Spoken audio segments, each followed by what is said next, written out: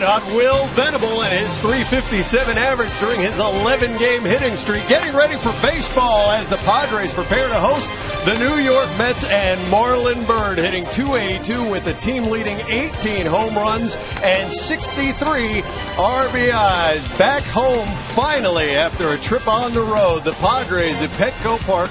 Game one of a 4-game set between San Diego and the New York Mets. The Mets coming in third place in the National League East, and the Padres at 54 and 66. Great to have you with us alongside Mark Grant and the Hall of Famer Tony Gwynn. I'm Mike Pomeranz in tonight for Dick Enberg, and the Padres certainly need to find their offense. They're hoping by moving Jed Jerko to the 4 slot tonight, it'll help give things a kickstart. Well, he's really been swinging the bat good, and even though he hadn't had the kind of results that you would see a big jump in his average, he's making consistent contact and really starting to move the ball around, and that's kind of your test to say whether a guy is swinging good or not. And when you can do that, back a ball up on the outer half of the plate and drive it to the opposite field, to me, the objective of hitting the baseball is going to become a whole lot easier, because this is the toughest thing to do in the game, is to let it get deep, trust your hands enough, trust your body enough so that you can take a good swing. And that's what he's been doing. Like I said, he just hadn't been getting the kind of results that he's looking for. But every time he goes up there, he's taking a much more consistent swing. And, these 2 home runs to right field, I think, are a good sign. A little bit of a power boost in Colorado, always good for the confidence. Never right? hurts anything at all. Well, hopefully get a lot of offense behind Tyson Ross. This is going to be a nice pitching matchup tonight as Ross takes on Zach Wheeler. You talk about power from the bat. How about power arms? And tonight the motto is going to be bring the heat. Tyson Ross, we know that the fastball is 96. He can touch 97. That's the change up there. He's been working on that. The slider refined ever since spring training. So all 3 pitches for Tyson Ross really coming to fruition with that 3-1 record the last 4 starts. And the ERA of 1.33. And guys, the Mets tonight. You look over the course of history of the Mets, some good young arms, going back to Tom Seaver, Doc Gooden. Well, Zach Wheeler, he possesses the fastball in the mid-90s. This season, the nice record of just over 3.5 ERA, but he loves being on the road. 4-0, 2.21 ERA, the fastball, the slider, the curveball, the changeup. This guy's a good one. He could be a little erratic, though. You got to lay off the bad pitches, lay off that high fastball for a ball tonight. I think that's a big key for the Padre hitters. Patience, hopefully a virtue tonight. When we come back, Andrew Kashner, last night's starter, talks about tonight's starter, his thoughts on Tyson Ross, what he's been doing to make himself so effective, and what he needs to continue to do so he can beat the Mets tonight.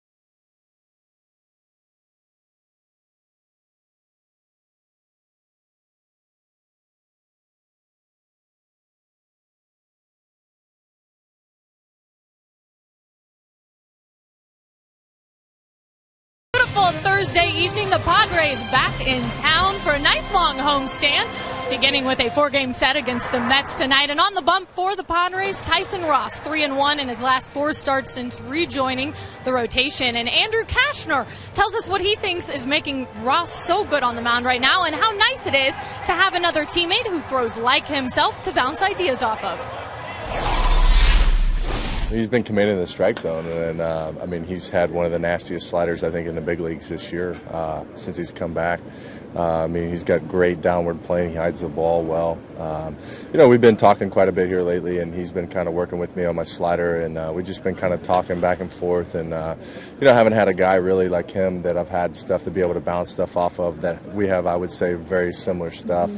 And, it's been nice getting to talk with him and pitching back-to-back days because he can see what I'm doing and I can see what he's doing. And, you can just go from there and work on different things. That is our Geico quote of the game. Andrew Kashner, another quality start for him yesterday. Tyson Ross will try to follow that up tonight, going for his 5th win on the season. So come on out and beat the Mets. That is our motto tonight. We will have the first pitch right after the break.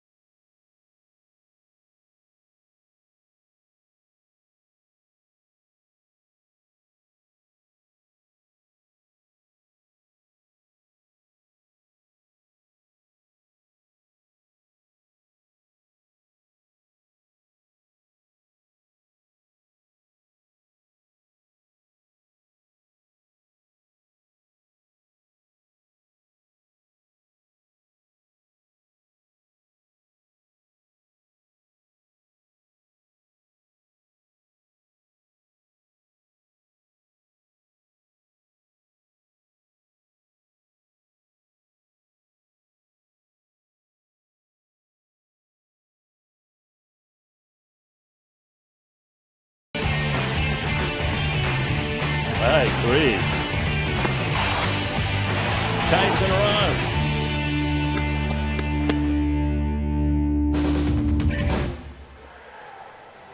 After 6 on the road, it is back at Petco Park here in San Diego. The Padres and the Mets, game 1 of this 4-game series. 10 games at home in 11 days.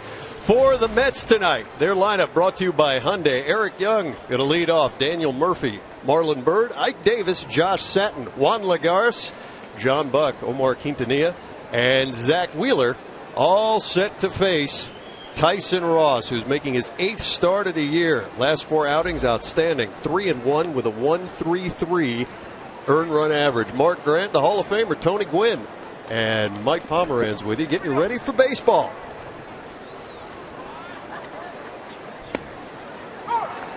First pitch from Ross, pours it over for strike 1.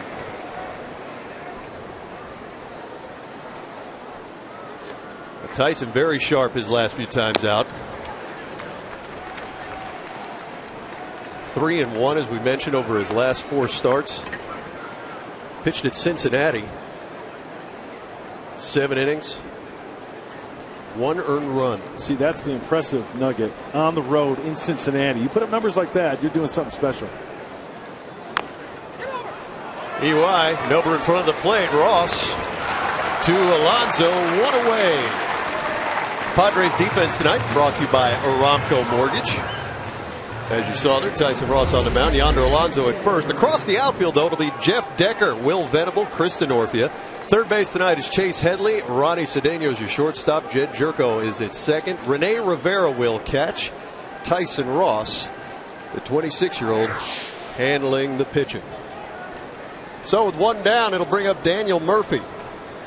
He'll be followed by Marlon Byrd.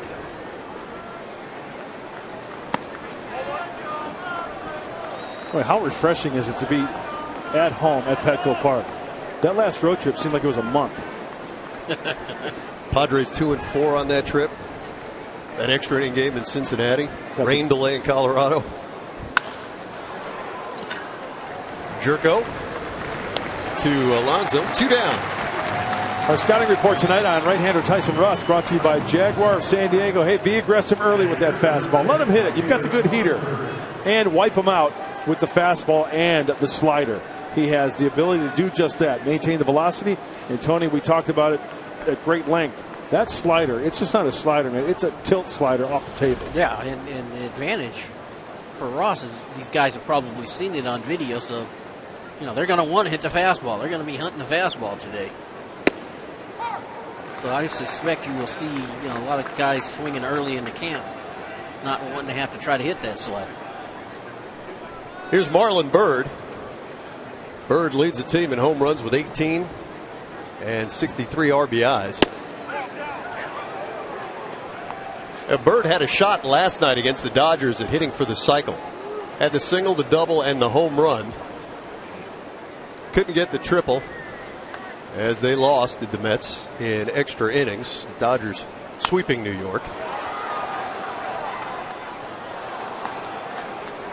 The Terry Collins team got to be frustrated after that series in L.A. Well, they had the lead in all 3 games, and the Dodgers came back and won all 3 games in the series late. And I'm sure there's frustration on the Mets side, but you got to give the Dodgers credit. They pulled some games out at the wire. The Dodgers have just been ridiculous. Last 48 games, they are 40-8. This is Bird's 100th career home run, the one I mentioned happening last night. Gave the Mets the lead at the time. He's really had a solid year for the Mets, too. That was a 3-0 pitch he hit for the home run. And he continues his hot hitting. That'll get past the diving Alonso.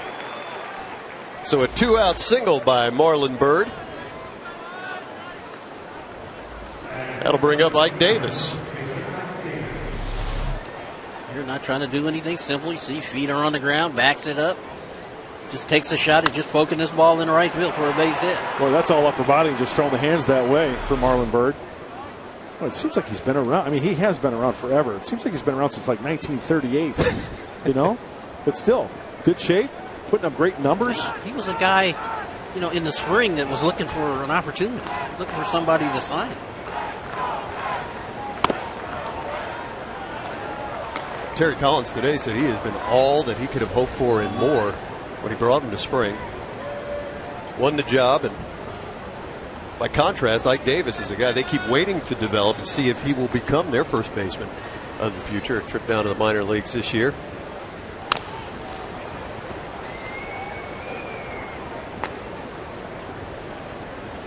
Mark Grant and I were having a conversation with Keith Hernandez, one of the New York Mets announcers, that we were asking him about Ike Davis.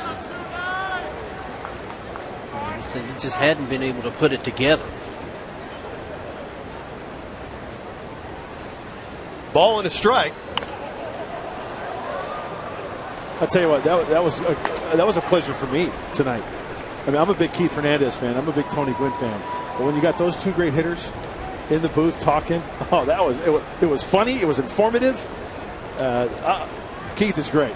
He's great to talk to. He really is, because I learned a lot from him, because he kept it simple. Why complicate it? Why make it so difficult? And Tyson Ross, good-looking heater, gets Ike Davis looking. The Mets pick up a hit, but no runs to show for it. Here come the Padres.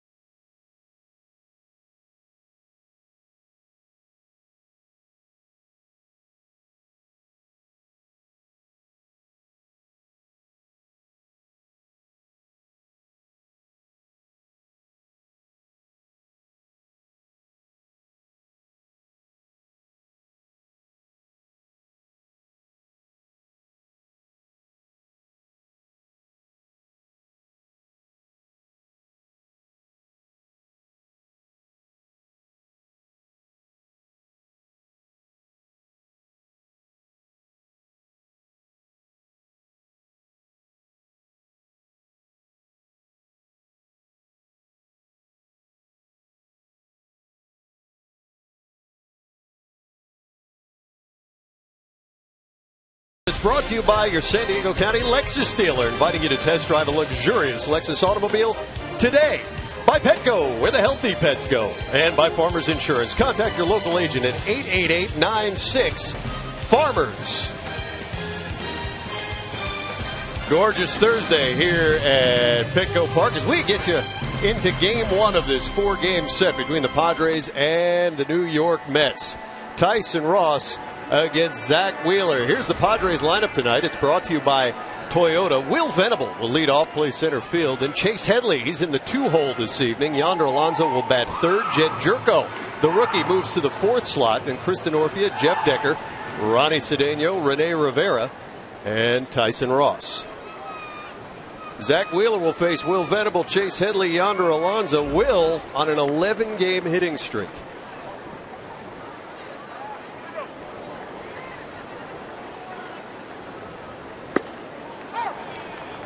First pitch from Wheeler, taken for strike one. Well, Wheeler just 23 years old.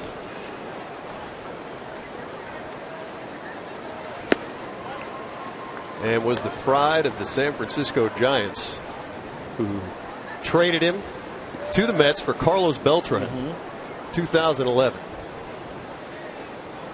Yeah, that's when you know as an organization you want to go for the kill, right? You got to give up a big chip for a guy like Carlos Beltran. Yeah, let's take a look at Zach Wheeler. Really good fastball. Nice hook and very aggressive for a 23-year-old at 6'4". Fastball, slider, curveball, change. Hey, he can get that fastball, guys, up to 98. Can be a little erratic sometime as well. Didn't walk anybody his last time out against the Diamondbacks. That made headlines in New York. Did he go? Crew chief Jerry Davis says he did. So Venable is the first out of the inning. Defensively for the Mets this evening, brought to you by Hyundai. Eric Young in left field. Juan Lagares is the center fielder. Marlon Byrd is in right tonight. Josh Satin at third base. Omar Quintanilla is the shortstop. Daniel Murphy is the Mets second baseman. Ike Davis over at first. John Buck is catching Zach Wheeler. You know, it's another key, guys, against Zach Wheeler. As trainers out to look at John Buck. May have gotten that on the throwing hand, huh? Now he's throwing dirt at the trainer saying, get out of here. Hey, when leading off an inning against Wheeler, opposing hitters are batting .352. You got to get to him early. You can get on base, get him in the stretch, and hopefully send some runs across the board. And that's the 5th highest in the National League. Headley takes a ball. You know, keep an eye on John Buck tonight, too. When Terry Collins ran out there, I thought maybe he was telling him, you know, your wife has delivered a baby. 2 weeks overdue. talking to Keith Hernandez today. He said, we're thinking maybe they've got the math wrong on the due date.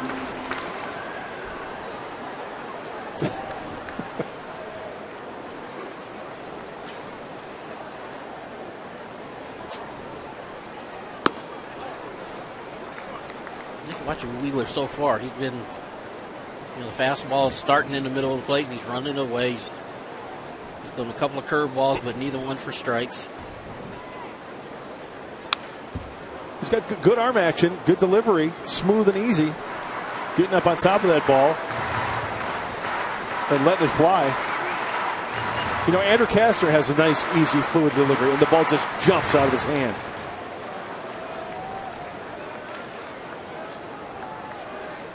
The 2-2.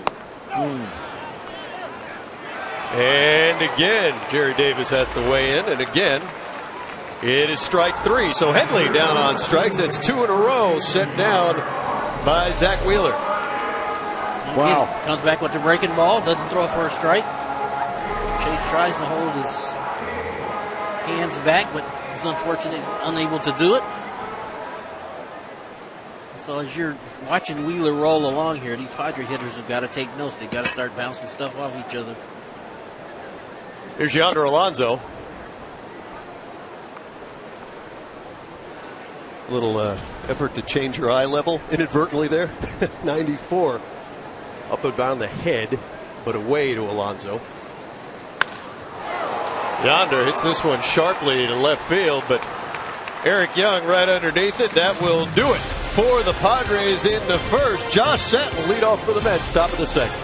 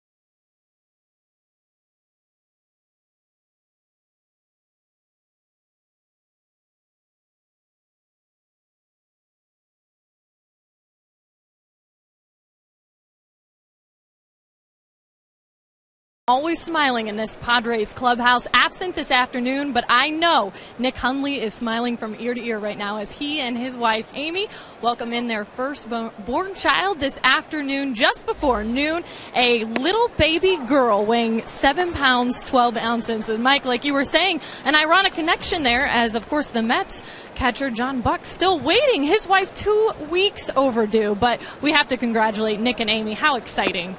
Yeah, congratulations from all of us. The organization and Fox Sports San Diego. Boy, that's the end of your sleep, my friends. That's awesome. Congratulations, Nick and Amy. Nick, you are the giver of life. Awesome. Nick's working a top secret operation with Amy. They're not disclosing the name. And a lot of you out there say, well, what'd they name her? Well, they have not told us yet. They're efforting that. I heard, even though it was a girl, Mike.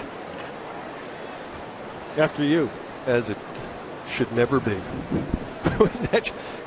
Tag a beautiful young lady with a name like Mike. And a boy named Sue. That's right. It's a bad play. Josh Satin, Juan Lagares, John Buck. to face Tyson Ross. Ross 3-5. This is 8th start of the year. I'll second that. You like that? There's just nothing. That's what we would call, and I know on Monday we're going with the baseball vernacular, but that's paint right there. Paint on the outside corner on the black. There's nothing you can do with. The best you can do with that is foul it off, because it's got too much velocity, and by the time you recognize where it is on the plate, you just can't pull the trigger. And that's what Darren Balsley, the pitching coach of the Padres, often preaches: down and away command. I mean, he is just wearing out that outside edge right now. And even when he misses, it's not by much. Now here's Juan Lagares. Well, Lagares spent the entire season last year in Double-A. Terry Collins, Mets manager, thinks he's a 5-tool guy.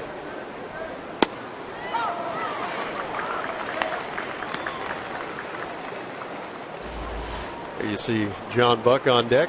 I bet you never saw sliders like that in Double-A. New.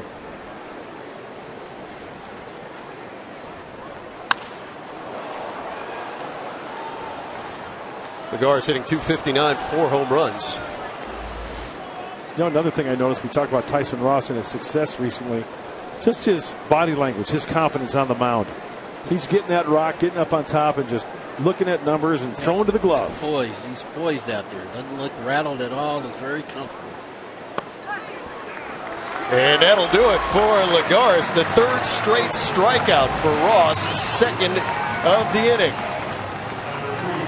Kind of hung this one. Yep. But the pitch fooled Lagares here. It's kind of a hanging breaking ball. Rivera wanted that ball more on the outer third. Kind of got away with hanging it in the middle, but when your stuff is that good and you're throwing strikes a lot of times, they don't pull the trick. You know what, Tony? That had the effect of like a breaking ball, a nasty curveball. Yeah. You know, a knee buckler. But that was actually a hanging slider. Got him. Little tardy right there, you think? But, you know, you guys have talked about this before, too. When a guy throws this hard, you don't necessarily have to be so fine. No. He's generating the power. You don't even have to. What happens most times when you get a guy who throws hard, you got hitters up there swinging hard. When it's the opposite, you get a guy throwing hard, you go slower. He can generate all the velocity. He's generating all the velocity. You're just trying to square something up. 0-2 to Buck. I like how Rivera is working with Ross right there. 0-2, you see him get down on his knee, give a very low target. Over-exaggerate. Yep, saying, hey, I want this ball down here.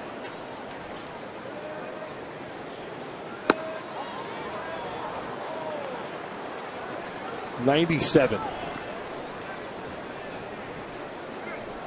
The TV rob you of the sensation of velocity and speed, doesn't it, Toad? Well, you kind of get a feel for it. You know, it's if you ask me, I would love to know. Almost looks hittable at 97, which is anything but. Cedeno to Alonso. So 3 up, 3 down for the Mets. Jen Jerko, Chris Denorfia, Jeff Decker coming up.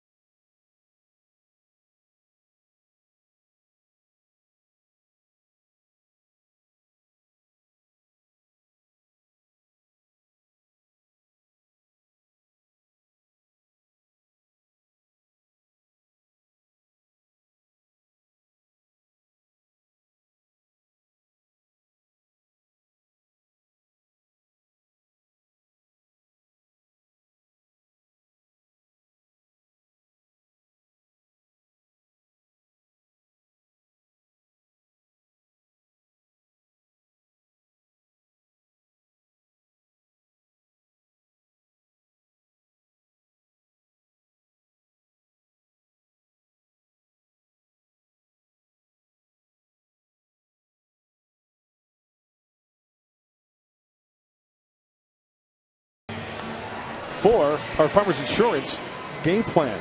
It's all about a plan, guys, right? Got to have one. Hey, get on the heater. We talked about the Zach Wheeler fastball.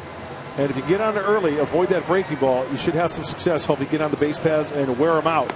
And quite frankly, beat the Mets. You know, they've got this song back in New York, meet the Mets, meet the Mets. Well, we always, as opposing players, said, beat the Mets. And I think that's part of the game plan tonight. We are Farmers. Bump it up, bump, bump, bump. A lot of teams rolled into the Mets with a great deal of optimism over the years. Here's Jed Jerko. He'll be followed by Kristen Orfia, Jeff Decker, against Zach Wheeler.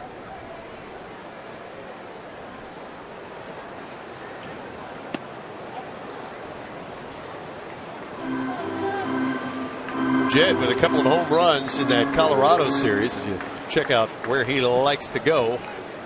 Pull 5, drive 5 straight away. This ballpark, center field works fine. Yeah, right center field, not so much. Hey, Petco porch area, yeah, he's got a chance. That's what I'd like to see.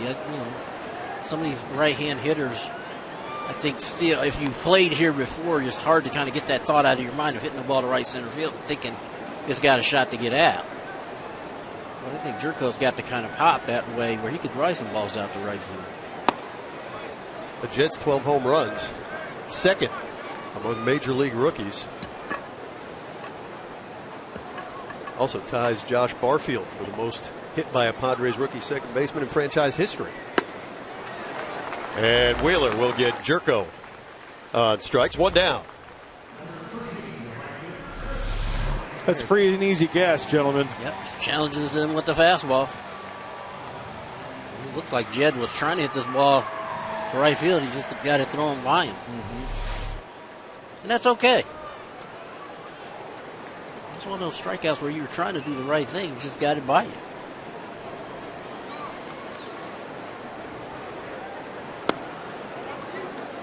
Kristen Orfia. Dino 4 for 11 on the road trip. 4 walks.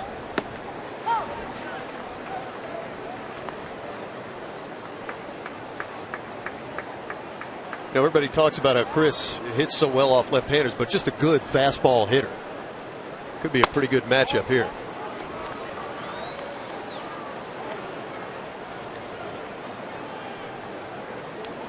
Wheeler yet to lose away from Citi Field, 4-0. A couple of fastballs at 95, comes back with a nice little tight slider. And again, both guys very composed, looked very comfortable out on the mound.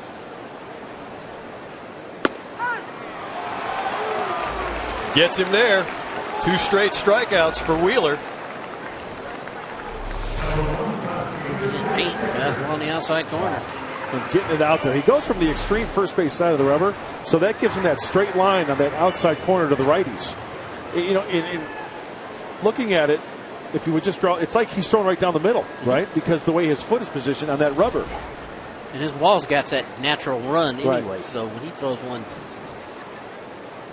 on the inside part of the plate, that ball's going to have that fading action from a left-hand hitter. So he's pitching all the way over from on the first base side of the rubber. Long stride, too. Long stride for Wheeler. Quickly ahead of Decker. 0-2. Wheeler already with 4 strikeouts out of 5 outs. Ross, for his part, 3. Let's check out the long stride of Wheeler. Foot, heel nearly hits, and he goes back up. You know, he's almost in the air a little bit as he pushes off that mound.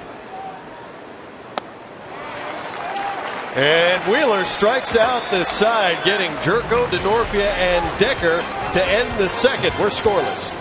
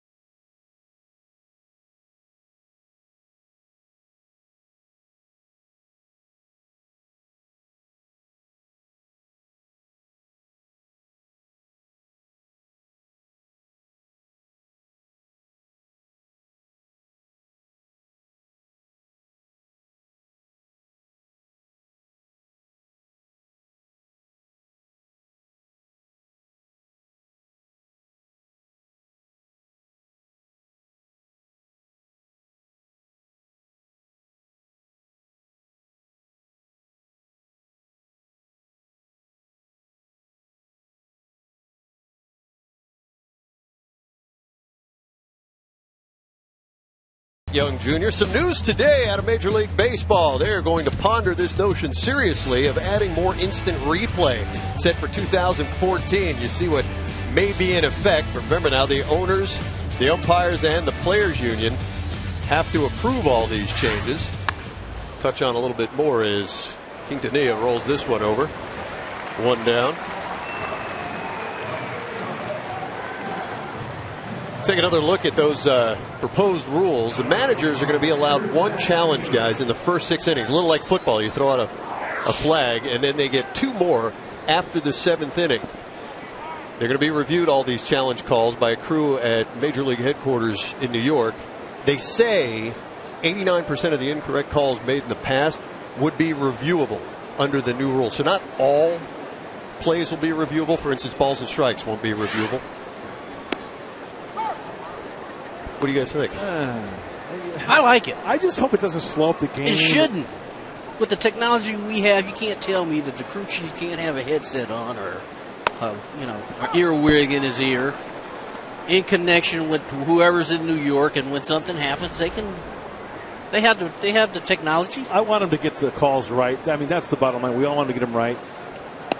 But if it's going to be, I'm not saying there should be instant replay on certain calls, maybe home runs, fan interference, stuff like that. That's the way it is now. Yeah. Safe at first, whatever tags. The human element comes into play. No. I think part of the I used to think the same thing. But getting on the umpire. I used to think the same thing, but as we've noticed in the last couple of years, games have been lost and won on a bad call at first. How about Colorado's perfect game a couple of years ago? Mm-hmm. I mean, the game wasn't in question, but you make the right call right there, and that guy's got a perfect game. You remember that for the rest of his life. Galarraga, Jim Joyce. Jim Joyce, exactly. Well, the pitcher, Zach Wheeler, with a base hit with 1 out. Get more on that thought from Kelly Kroll. Kelly? Well, I love it. Already a great debate going on when it comes to this topic, and that is our AT&T Twitter poll topic tonight. We want to know from the fans, what do you think of MLB's plan to use replay challenges next season? Use the hashtag YesChallenges or hashtag NoChallenges if you don't like the way it is and you want to keep it this way. I don't know, guys, but Buddy Black went back and forth. Some of the players, the same deal. But I think in the end, it's just getting the call right that the guys really want to see. Good points all. I read something interesting, guys, too, in this addressing the issue of time. And Joe Torre, who helped put all this together, said that typically now reviewable plays take about 3.5 minutes. He feels under this new system it'd be about a minute and a half. Okay, if that's the case, hey, I think that's great. You're an old schooler.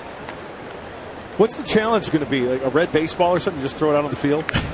Now, that part to me is going to be interesting because the way they have this set up, you get one challenge from the first inning to the 6th inning. And if you challenge and you're correct, you keep your challenge. If you challenge and you're incorrect, now you can't challenge again until the 7th inning. Right. So there's going to be, I figure, the video guys in each clubhouse are going to become really important. Sure. Because they're going to relay that message whether they should review or not. And the way I understand it, too, is if you don't use that one challenge you get in the first 6 innings, you cannot carry it over and add a challenge 7th inning plus. Eric Young.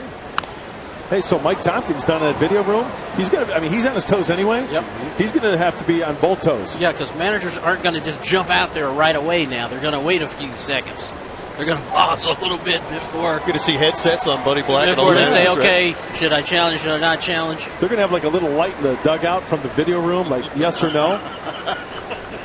Challenge, no challenge. I'll tell you what, if you're Mike Tompkins, you better be certain. Yeah. You better be certain.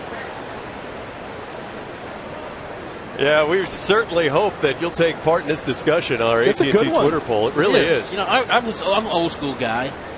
But I've learned through coaching that you got to be receptive to new ideas, and I like you, Mud. I fought this one for a while. And I'll tell you what, there are some managers out there right now that are saying, I'm not so sure about this, but a game comes along next year, and they've got a chance to challenge, and they know they're going to get it right. Absolutely, and they win a game, and maybe it's a game that allows you to host the World Series or get to the postseason.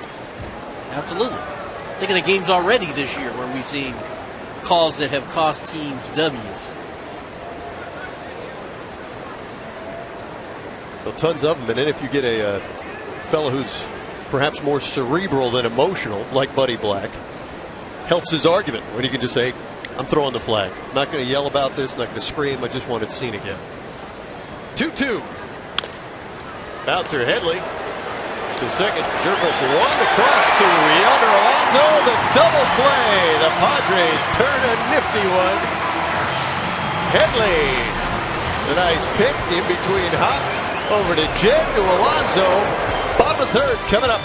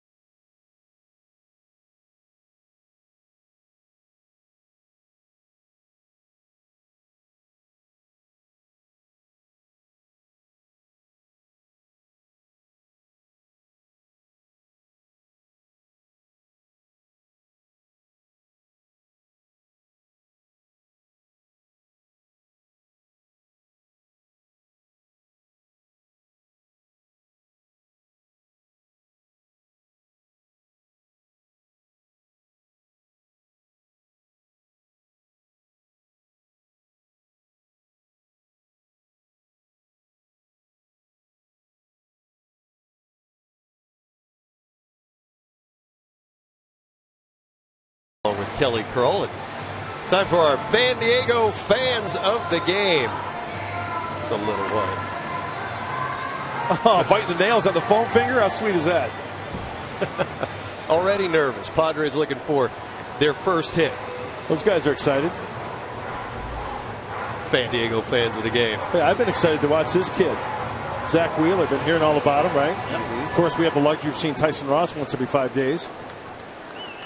What is it about young pitchers in the Met system, though, that just blows up all across the country? We've heard about Harvey pitching in the All-Star game, and now there's Wheeler, who's been impressive tonight. Talking to Terry Collins, said they've got a kid in Snyder Guard down there in Double-A right now, tearing things up. He seems to be encouraged by what they have in the pipeline, and of course, you know, case of Wheeler, as we pointed out, he was acquired. Big trade to move Carlos Beltran. As you had said, you got to give up some chips to get some chips. You know, when they made that deal, nobody thought, oh, it was Wheeler. You know, most fans, Wheeler, who's this guy? Who knows how he's going to turn out? Well, put him along with Harvey, along with the guy you were talking about in Double-A, and now you got three guys that you can build around. Because at this level, it's about pitching. Still, it always will be about pitching. You agree with that, right, Mud? Absolutely. Okay. And I was just thinking, T. No. Just checking. Yeah. It's about pitching. And here's another thing. It's not only the mechanics and the arm and the stuff. Hey, it's what's in the heart also, in the mind. Because pitching in New York, that can get to you really quickly. Absolutely. That's a good point. Ronnie Cedeno, Rene Rivera, and Tyson Ross scheduled for the Padres here in the bottom of the third inning. Wheeler struck out the side in the second, and he's got Cedeno 1-2. Now 2-2. Take a look at the stuff, the selection, pitch selection. He loves the fastball, almost 75%. We've seen the slider tonight. I don't think we've seen a curveball yet. And then, of course, the changeup. He hasn't really thrown the curveball for a strike. It's been more of a chase pitch for him. Digging in a little bit deeper, the fastball hasn't been a straight one. It's been one that runs in the right-handers away from left-handers. The leadoff hitters hitting .352 against Wheeler. See if Cedeno can get something going here as he shoots this ball foul. Fans, tonight's broadcast is on AFN, the American Forces Network, broadcasting to the U.S. Armed Forces, serving in 175 countries and aboard ships at sea. They're watching all around the world in Iraq, Germany, Italy, Southwest Asia, South Korea, and Japan. And it goes without saying, all of us here at Fox and the Padres organization, thank you so much for serving and all you do. Josh Satin retires Cedeno for the first out. Mike, Tony, we're talking about power arms in the Mets organization. We're just looking up this Snydergaard kid you were talking about, Terry Collins was mentioning. Noah Snydergaard turned pro with the Blue Jays. They acquired him to trade again, like Wheeler. In 2010, he was drafted by the Jays. 176 innings, 196 punch-outs. So another strikeout pitcher in the Mets chain. Big arms. Waiting to make it to the big leagues. Here's Rene Rivera. Rivera hitless on the road, 0 for 6. Had to start yesterday in Colorado, 0 for 3.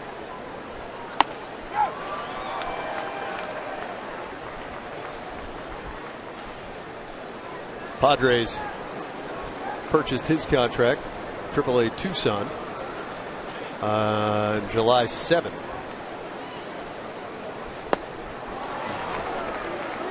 And Rivera, for the next, at least the next day or so, is going to be the starter. Well, that's some great rotation on that slider. Out of the hand, of course, Tony. Looks like a fastball down and away, right? Well, you've got some. Ball lifted to left field. Young will give it a look to the track, to the wall, go up, and it kicks off the top of the wall. Lagares up with it. Rene Rivera into third with a triple. And Rivera, with his speed, using every square inch of the ballpark. Time for a challenge. I was going to say, is this reviewable? Throw him out the red baseball. Let's see. Here comes Buddy. He's going to come out and argue. It's just. He's going to say, "What do you got? It's what did you see?" Yeah. What do you think? You think that went off of Eric Young's glove, or was that a glove of somebody in the stands? Let's take a look. Oh, he brought it back in. Brought it back in. Off his glove, top of the wall, back in. Bats it back into play. That is a tremendous play. Accidental, but tremendous. Oh, look at that. That's a sweet play by Eric Young Jr. Well, they got to go in and take a closer look at it. But you know, though, Mark Carlson, the second base umpire, he made the right call. This is the old way. This is the way we've been doing it for the last, 4 or 5 years. We need 3 umpires to go in and in consensus agree that, okay, this ball was over or not. Where under the new rules, there's a guy sitting in front of TV screens watching every game in Major League Baseball, and when one of these challenges comes up, they can just buzz him and let him know, hey, Eric Young made a great play. He kept it over the fence. It never crossed, never went over. We've seen a couple of these calls that, despite the review, have still been blown. Yep. So maybe, in 2014, if this gets implemented, you're still going to get some help from New York on it. By the way, just out of curiosity, I've got a stopwatch going on this review. And Joe Torre had mentioned he felt like the new system would be about a minute and a half quicker than the current system. So we've got a clock on it for you. Here's the wall. Hits the top of the wall right there. Roll it, Robbie.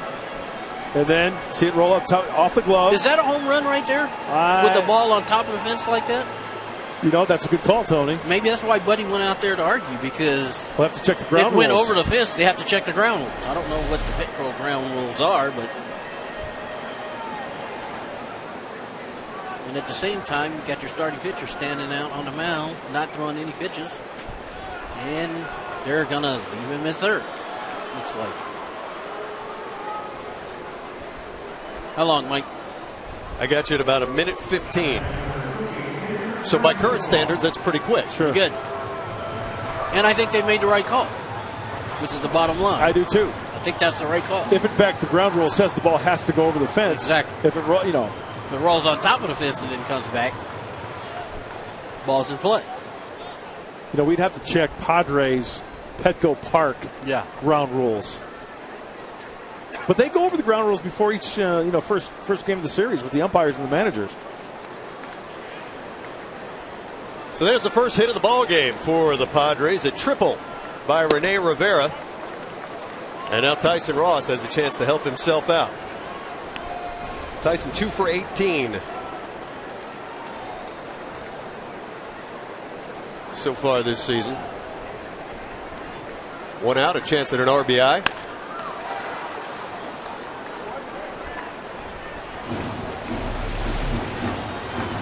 Really wanted that ball away, and look where it is. It's hanging on the inside part of the plate. Buck wanted that ball away.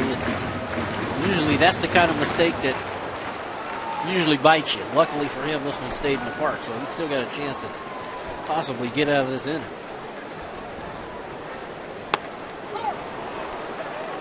Well, runners in scoring position has been the bugaboo for the Padres. Let's see if they can get something going here with an opportunity. Rivera over at third.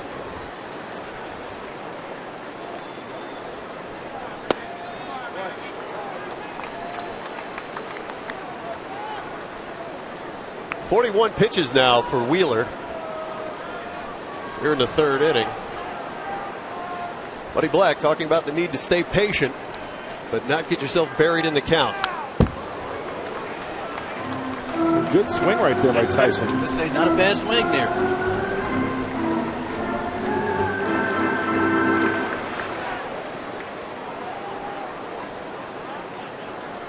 Infield kind of playing halfway here, so he's probably going to have to get something through the infield to drive in the run.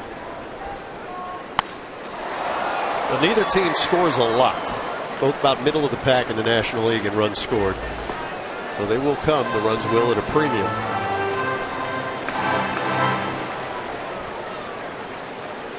Just a little game of pepper to the second baseman. Well, he's halfway. I think where he is right now, he'd probably take a shot at throwing him out at the plate. And Dan Iasonia says, that's good enough for me. So Tyson Ross, the second out of the inning, he goes down looking.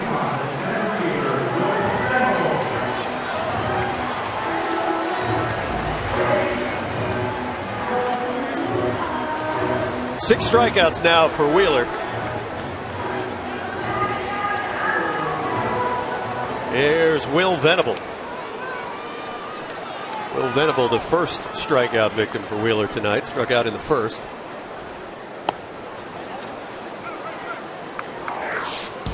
Will working on an 11-game hitting streak, over which time he has 15 hits, 3 of those home runs, and 5 runs driven in. Be nice to see him bump that number to 12-6. 12 games, 6 RBIs if he can do something here.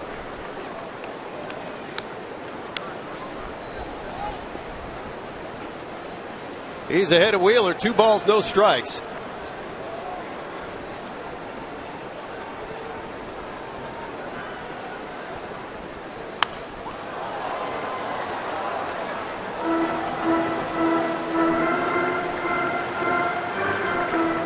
Will has 84 hits so far this season, Tony. As you see where he seems to like the ball. He likes that ball in the middle of the plate, even if it's away. He's been able to handle it.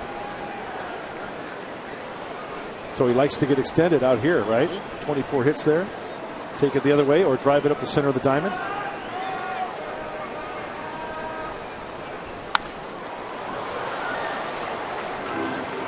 Count even, 2 balls, 2 strikes. Up for Will on that last road trip, guys. 9 for 28, including a couple of home runs. Start in center field yesterday in Colorado also, where he was 1 for 4. That's a nice take right there, 2-2. Falling behind in the count, or getting ahead in the count, 2-0. 2-0 fastball, fouled it off. 2-1 changeup, fouled it off. He comes back with a slider down and in. Oh, 3-2 slider.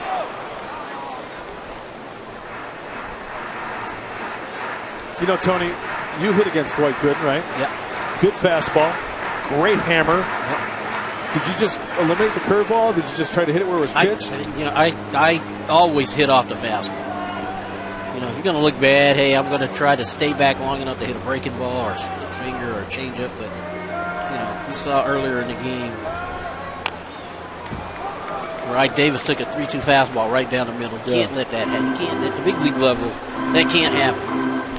And so I always tried to just base everything off the fastball. If I got a fastball, I was going to be ready to hit it. One of the better curveballs you've ever seen, quite good from a right-hander. Hammer. It was Burt Blyleven-ish, only quicker. Quicker. Well, here's the 9th pitch of the at-bat here to Venable. Bounced off the instep. There's people like foul balls tonight. Yeah. Ain't been much action. Yeah. So, he's throwing them everything but the kitchen sink. The cutter, the slider. Ball was hit into the dirt and then off of Venable's leg, so foul ball. See right here, 3-2. He just is not going to give in and throw him a fastball. It looks like he's going to hit something other than a fastball. And Wheeler just blows Venable away there. 2 strikeouts in the inning, and Rene Rivera left at third. We're scoreless.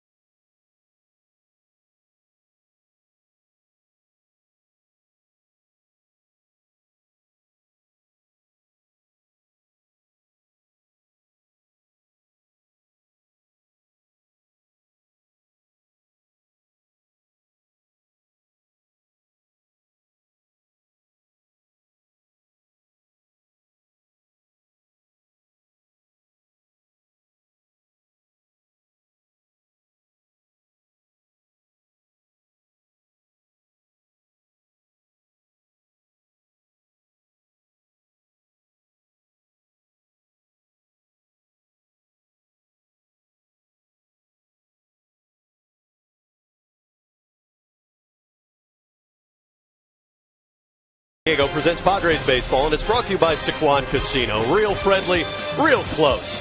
By Mossy Toyota, thousands of vehicles, one trusted name, Mossy.com. And by the Aramco Group, purchase, refinance, reverse.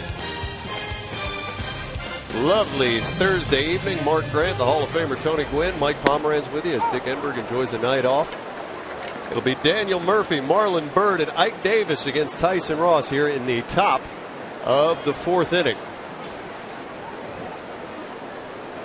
Mets have 2 hits, Padres 1. Tyson has 3 strikeouts so far tonight. Zach Wheeler, 7. A couple of big power arms going at it. Good pitchers duel so far this evening. And Murphy sharply to right field. He's aboard with the Mets' 3rd hit.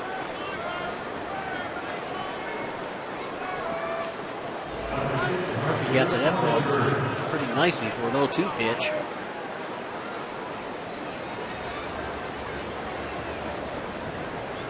So with Murphy aboard at first, it'll bring up Marlon Byrd.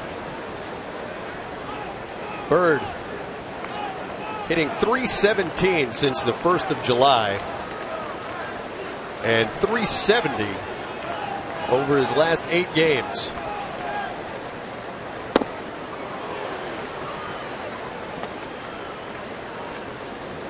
That's when you know it's a nasty slider, is when Marlon Byrd takes a hack like that. The Bird measured him up a little bit in the first, got himself a single. I was going to say, that swing he got the base hit on is what I would think he would be trying to do right here. Yep. Just trying to hit a base hit between first and second. And it was a fastball, too. Fastball correct? away, yeah. So what is Tyson Ross doing? Countering with the 2 sliders. He obviously isn't seeing that slider very well because both of them have been out of the zone. And you got to throw him another one. Rene Rivera's got to be on his toes to block this one if it's down and away in the dirt.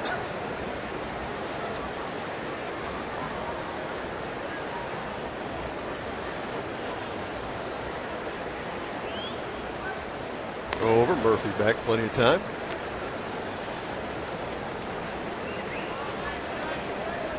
But Marlon Byrd leading this club with 18 home runs. 35 years old. I would have lost that bet beginning of the season. Absolutely. 0-2 on the way to Byrd. His ball is lifted to center field. Venable. Denorfia. It'll be Denorfia.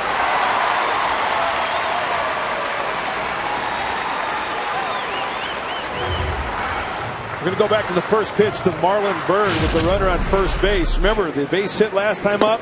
He just used his arm, sprayed it to right field. Ross countering, slide in the dirt. He hangs this one. Byrd tried to just open up just a little bit too much, Tony. You can see kind of hand comes off the bat a little bit. He still hit it pretty well, the deep right center field, but kept it in the yard. A big out for Tyson Ross. Yeah, he was trying to hit the hole over there on the right side. He knew he got a hanging soft breaking ball there. After those first 2, you can't expect you're going to get a hanger. There goes Murphy. Trying to get something going there, and Jerko will throw out Davis. And Murphy moves over to second base. A little hit and run piece. That pitch was, in fact, you know what? Even though it's a 4-3, I think Ike Davis, he does a nice job of getting on top. That looked like a high fastball rather than hitting in the air. That's the main objective, right? To try to put it on the ground.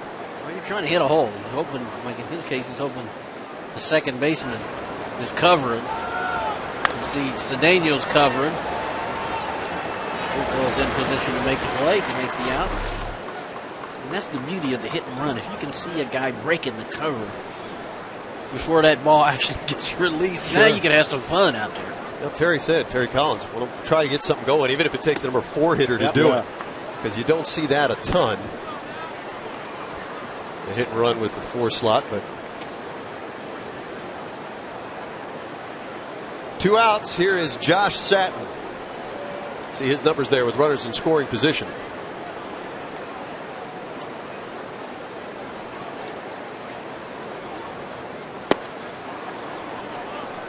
Now the Mets have had their hands full scoring. They had trouble up in Los Angeles. In fact, last night's game they led the Dodgers 4-0. Then 4-2, and then Andre Ethier with a 2-run home run to tie it in the bottom of the 9th. Tied it at 4, and the Dodgers would go on to win it.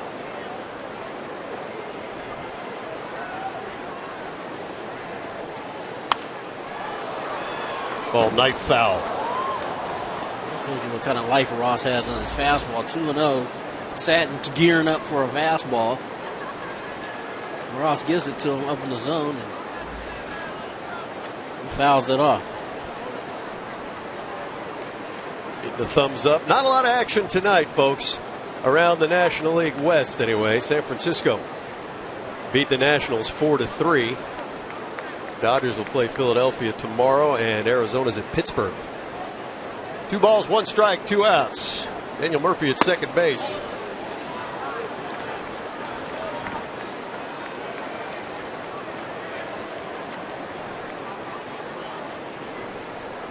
Satin, a .311 hitter in 25 starts this season. Struck out in the second.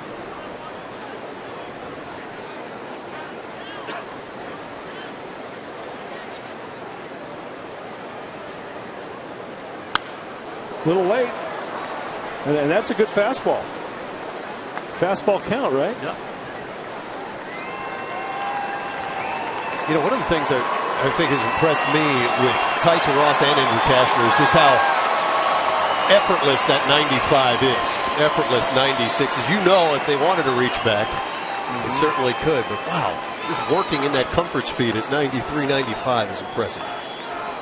Full count, 2-out pitch. If you're going to reach back for a little extra, this could be the pitch. And Weekly rolled to Cedeno at short of barehanded. Nice running play, but since Alonso is pulled off the bag and Murphy will score, Alonso's going to talk this one over with Brian Knight. And Buddy Black is going to come out to have a chat. Daniel Murphy with 2 outs, never stopped running. It looked like Cedeno was just going to make a nice play there on the bare hand. It looked like he got him on first look. He says he came off. I want to see. Looks like his foot. No, you can't tell really. Yeah. Here's a better look. Kind of tough to tell there too, isn't it, guys? See the back of his cleats, but don't know if his foot's on the bag or not. Alonso was not happy.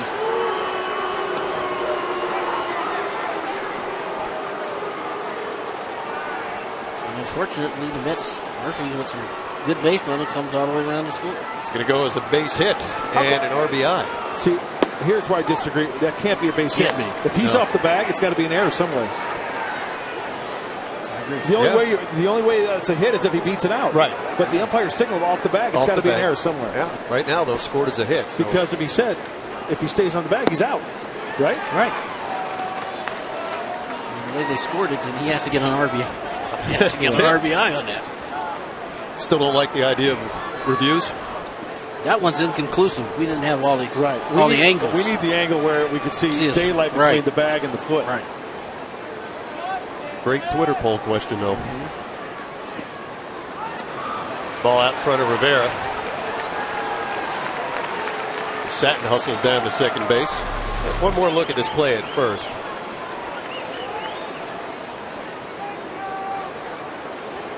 You look for some clay between the shoe and the bag, something. You can't see it, can you?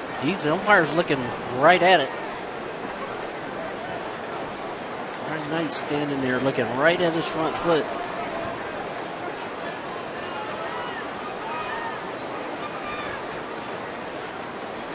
One ball, 2 strikes to Juan Lagares. Dan Iasonia waves him off. Josh Satin is perched at second base. Tyson just got to focus here and make a pitch. It's all about doing just that, Mike. Focusing, concentrating, making a good pitch, and leaving it at 1 run here in the 4th.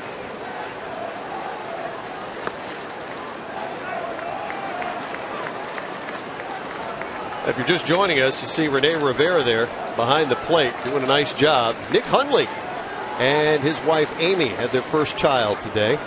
So he's on paternity leave. He'll get 3 days. Can come back anytime he'd like between now and then. But if he wants to keep peace in the house, might want to miss a day. At least one. That's one. I'm not telling you how to live your life, but that's my experience. The 2-2 fouled away. Well, he's going to need 3 days to, possibly mixing up baby formula and changing diapers and getting used to that routine. Finish up the honey-do list. Congratulations, Nick Absolutely. and Amy Hundley. Baby girl. Mets have a run here in the 4th.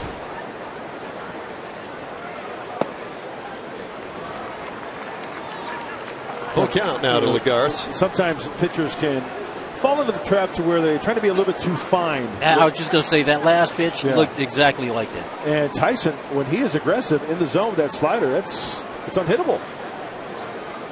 Like he was trying to throw the perfect slider there, 2-2.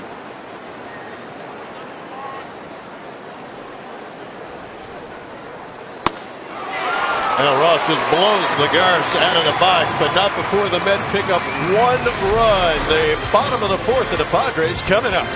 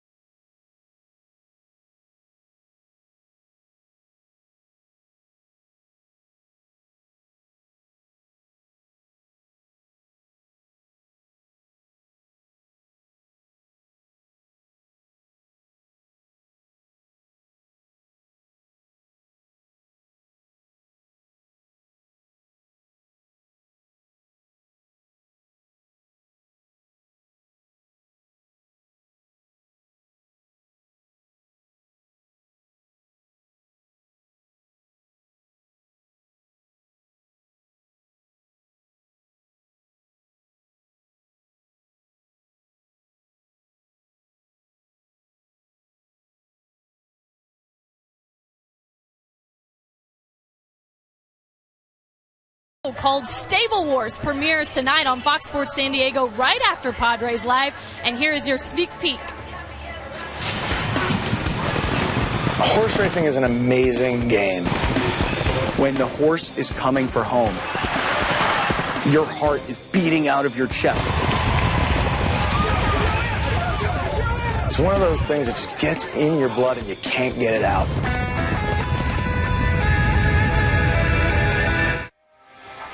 Talk about some drama on and off the track. You gotta love that. Stable Wars again tonight, premiering on Fox Sports San Diego right after Padres Live. Guys, what do you think about that? I think it's going to be a good show, and I'll tell you why. When we did the opening of Del Mar, met both of those fellows involved, and they are intense.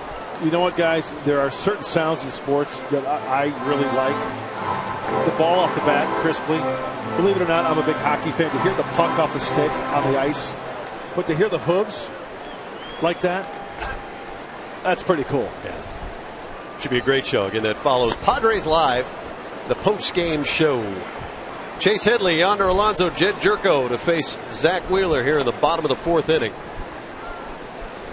Both teams trying to get their offenses going any way they can. Padres with Chase Headley now moved to the 2-hole where he's hit before this season, trying to see if he can get a few better pitches. He struck out in the first. And then when the Mets picked up their run in the fourth, they did it in part the hit and run with their number 4 hitter, Tony. Yeah, and Ike Davis, we were talking about it before. The first time up, took a fastball right down the middle for strike 3. So you can understand them trying to make something happen with their 4 hitter. He gets even though he grounds out, he got Murphy in the scoring position and ends up scoring. And he runs it. Chase Headley will lead off the Padre half of the fourth inning with a sharp single to right field. He takes advantage of a hanging breaking ball out of the hand of Zach Wheeler. That looked like more like a curveball. Yeah, it looked like a curveball. And they still hit it off the end of the bat, but strong enough to get it in the right field. And we mentioned it before, if you throw that ball up in the zone, it's not going to break as much. It hung up there for Chase for the safety to right. Well, if there's been a fly in the ointment for Zach Wheeler, it's been with that leadoff man hitting over 350. Hey, our leadoff man, as that ball almost sails to the screen. Nice play by John Buck.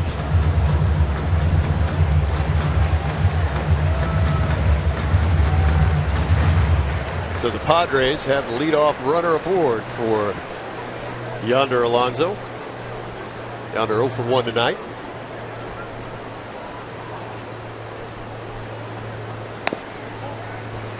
Yonder might be a good guy to play hit and run with here too, because we're seeing already, if you watch the infield, Quintanilla's kind of tipping that if the runner does go, he's creeping towards second base. And so Alonso's a guy that hits the ball the other way very well. Looks like he's pitching him that way as well. Fastball's running away from Alonso. So now this could be one of those situations also where Wheeler, he's starting to maybe get a little bit erratic. Got to be patient at the plate, lay off those pitches. Way away. This could be a situation Buddy Black gives him the green light, 3-0.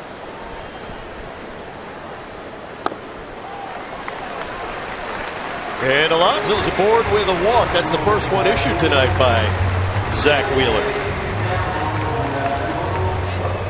Well, Dan Worthen, pitching coach for the New York Mets, used to be a pitching coach for the Padres back in the day. Had to have a chat with his young right-hander. Now what's he telling him right here? Probably slow down a little bit. Those last pitches, Tony, were way off. I was going to say, it looked like he was rushed. Headley gets the base hit. He hadn't been in the stretch very often tonight. And none of those 4 pitches he just threw Alonso were even close. Could have been a mechanical issue that he sees. I know pitching coaches don't like to go out there and throw mechanical stuff in your mind when you're out there on the hill in the middle of the battle. I think just to maybe slow down the pace a little bit and talk about how you're going to go after Jed Jerko. Wheeler has 7 strikeouts to the 1 walk, and he is prone to that walk, though he, for the first time this season, didn't walk anybody in his last start at coming against Arizona. Going to face Jed Jerko here. He does have 29 walks in 61 innings. Padres 2 runners on, nobody out.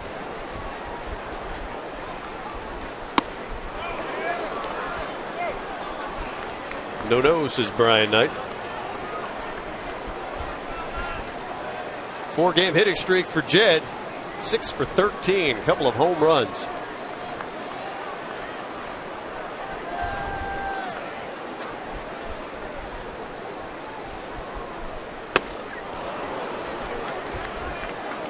Hanging slider, swung on and missed.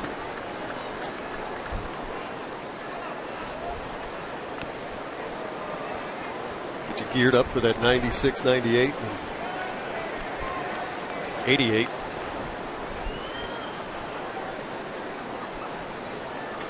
Ball and a strike to Jed. He turned on that one sharply, but just a little out front.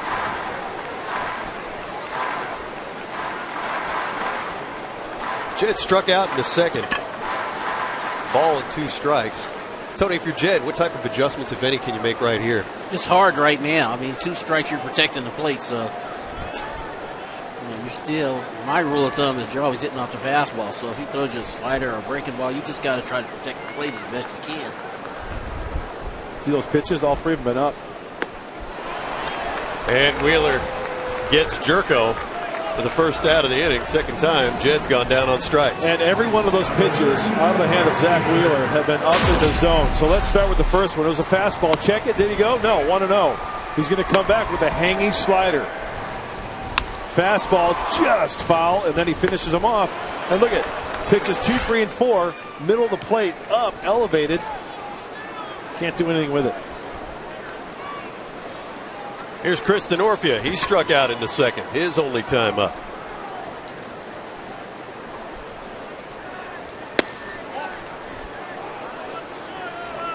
Off the outside edge. Ball 1. Runners in scoring position for Chris Denorfia. 3-13 with 3 home runs. Padres trail 1-0. Bottom of the 4th.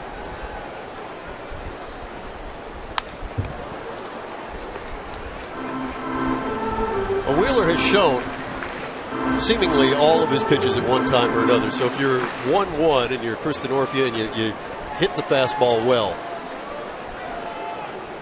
you're seeing a 1-1 pitch going to be on the way here from Wheeler. You still doing the same approach, using the same approach, hitting off the fastball? Yeah, absolutely. But it depends on where you want to hit the fastball. If you want to pull it, you're probably going to be a little bit quicker.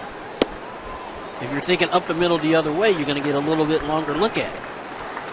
And in these kind of situations, you talk to the best RBI guys in all of baseball, and they'll tell you in these kind of situations, sometimes it's okay to try to hit the ball up the middle the other way, because more times than not, they're not going to come in. He doesn't want to make a mistake on the inner half of the plate where you can turn on something and make something happen. But he likes his fastball.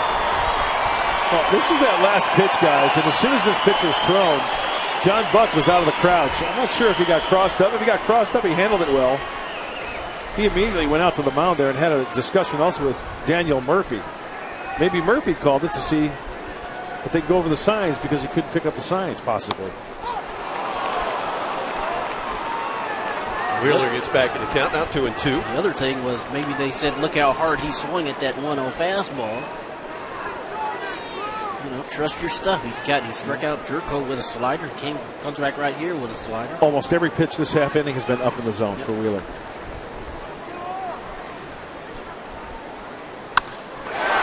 Nice job, Chris Denorfia. Rifle shot, single. Bird was up with it and in the buck. Headley will hold. Alonso goes to second, so Marlon Bird able to prevent the Padres from attempting to score here. Fastball in. He doesn't try to pull it. See how much longer his barrel stays in the zone on that swing? He's made contact, and that barrel is still going through the zone. And it's not a looping swing. It's not a looping swing. That's the barrel is not going to get cut off in the path of the swing. You're going to get to the ball and through the ball. And that's why good RBI guys will tell you that hitting the ball up the middle the other way in those kind of situations, you're going to have a much better chance of being successful. With one out, here's the rookie, Jeff Decker, bases loaded. Headley at third, Alonso at second, and Chris Denorfia at first base. Decker struck out in the second inning. You know, in a situation like this, I've always told teammates, you got to be aware of the throwing behind the runner. Ball lifted to shallow left field. Eric Young Jr. Headley tags, gives it a look. He's going to challenge him all the way to the plate. Headley beats the throw, which was a shade offline. And the Padres tie this at 1. Well, you knew they were going to challenge Eric Young. Not many RBI opportunities tonight. Decker gets this ball in the air, but not very deep. There's a mistake made. Eric Young didn't go back far enough to catch this ball with some momentum coming forward. Kind of catches it flat-footed. Pretty strong throw, but just offline. And Chase Headley beats the tag, and Padres are even. You know, we mentioned about the road record. Zach Wheeler, right? Has not lost on the road this year. So Glenn Hoffman knows the strength, accuracy of those outfield arms, taking that all into consideration, sending Headley home to tie it up. A nice job by the rookie, Jeff Decker, getting it just out there far enough to the right guy in the right spot. Well done. And Ronnie Cedeno has a shot with 2 outs and 2 on to continue Padres offense. Well, we can see that fly ball again. Now watch. See, Eric Young's you have to go back far enough so that you can catch this ball coming forward. Yep. He caught it flat-footed, and that's going to take away a little bit from the throw, and that's enough for Headley to beat the play. Got to get a good running start. Yeah, you have to go behind that ball and get some momentum coming forward. And that makes the play a little bit easier. And you know, there's nothing better, Tony, as we take another look. He's actually moving a little bit towards the gap. He didn't get behind it. And that's enough for the throw to be offline, and that's enough for Headley to score the tying run.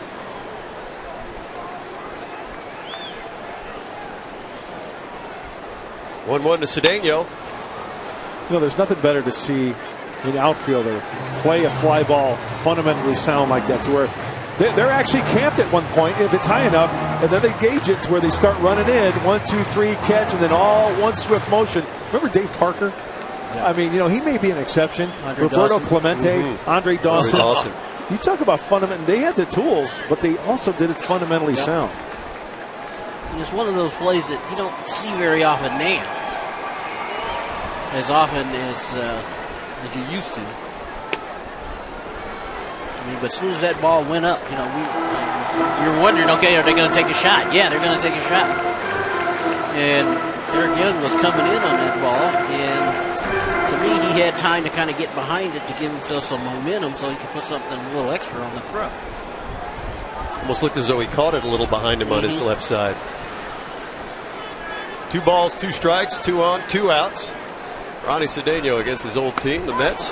And Wheeler gets him looking, says Dan Iasoni, but not before the Padres are able to pick up a run. Eric Young does not play well enough behind the ball. Chase Headley beats the throw, and we are tied at 1.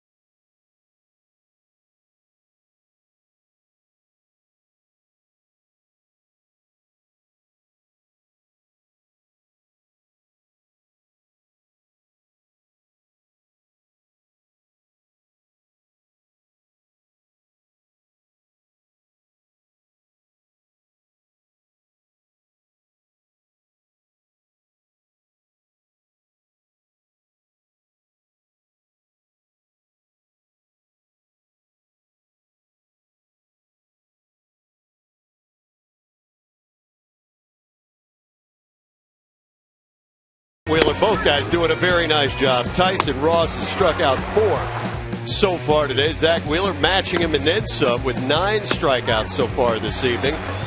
Each man has allowed a run. Rene Rivera himself a triple in the 3rd, but the Padres could not get him home. And then this play, a Josh Satin ground ball. Now they ruled this a hit. You see the umpire there wave that Alonso was off the bag. You'd think that'd be scored an error, but it resulted in a Mets run, and then Jeff Decker, the sac fly, would score Chase Headley. Both runs coming in the 4th inning, and that's where we stand 1-1 here in the top of the 5th. It'll be John Buck, Omar Quintanilla, and the pitcher spot, Zach Wheeler, due to hit here against Tyson Ross. I keep looking at the scoreboard thinking they're going to change that. One down, John Buck lines out to Chris Denorfia. Yeah, that's an earned run. Yeah. I think you make a great point there. I really wonder how it is that the umpire can be so clear in that signal. He pulled him off the bag, saying he gets him, except he pulls him off the bag. That's what that says. Exactly. So it's an error. An error. Yep. Ryan Knight says that call will stand, and then the score keeps it as a hit. So the Mets, 4 hits, 1 run. Padres, 3 hits, 1 run. I wrote it in pencil. So did I. So when they change it. Like cheating school kids, we're all looking over your shoulder. Now, how's Tony going to score that? Pencil. Genius. We'll follow suit. No balls, 2 strikes to Quintanilla. Now, Quintanilla was a teammate of Houston Street's at the University of Texas. National championship team. I said they won national championship together.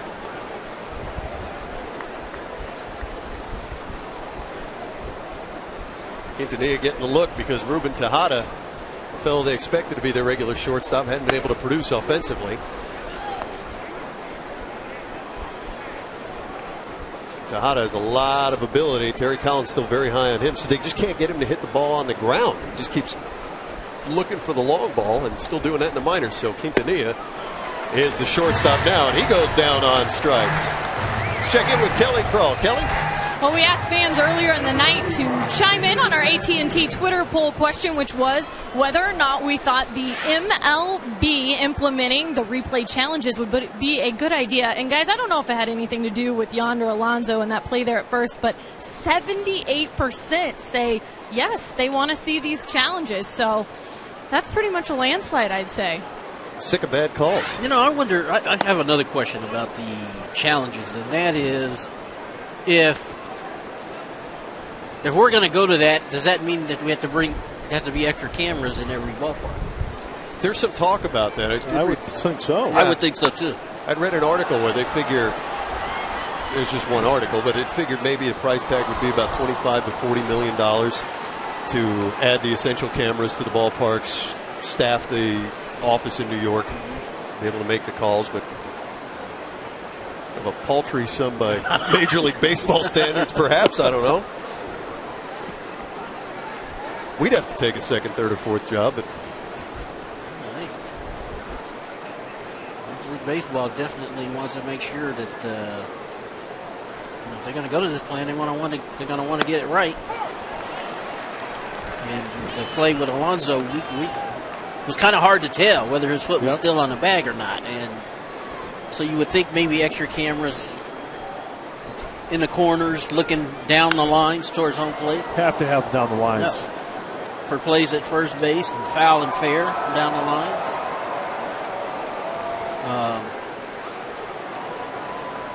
Well, apparently it was presented to all 30 clubs, and if they feel like they've got enough support, they'll carry the vote. I wonder, too, how the umpires will feel, and it comes their turn, because they certainly get to weigh in on any changes made to the game. 2 balls, 2 strikes, 2 outs. And nice jumping catch. Leaping play by Ronnie Cedeno. Well done. Take one more look at this one. Get up there against your old team, Ronnie. We're knotted at 1. Still in the 5th.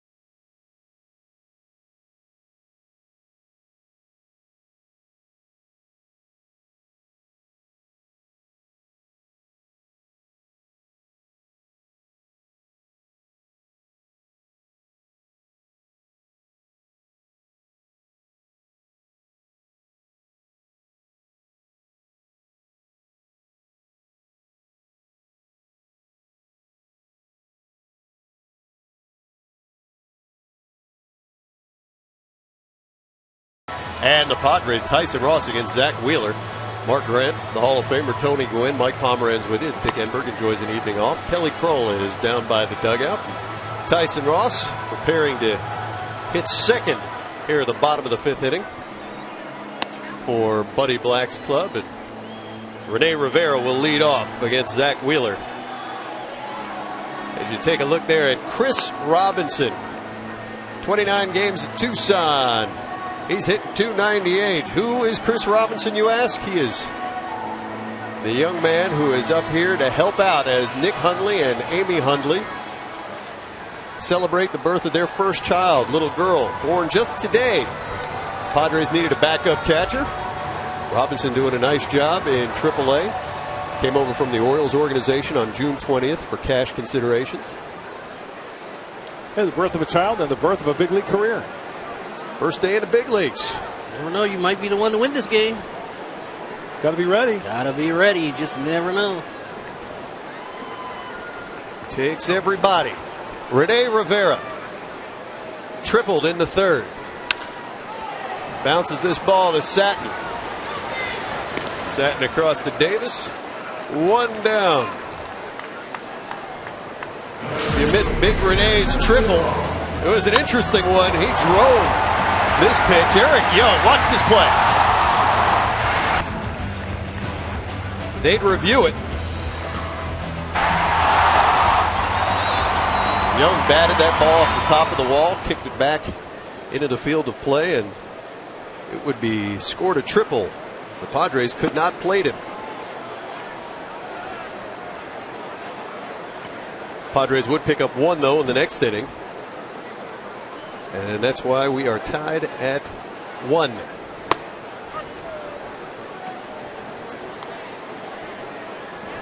Tyson Ross 0 for 1 with the strikeout. Zach Wheeler, the Mets pitcher, has 9 strikeouts so far tonight.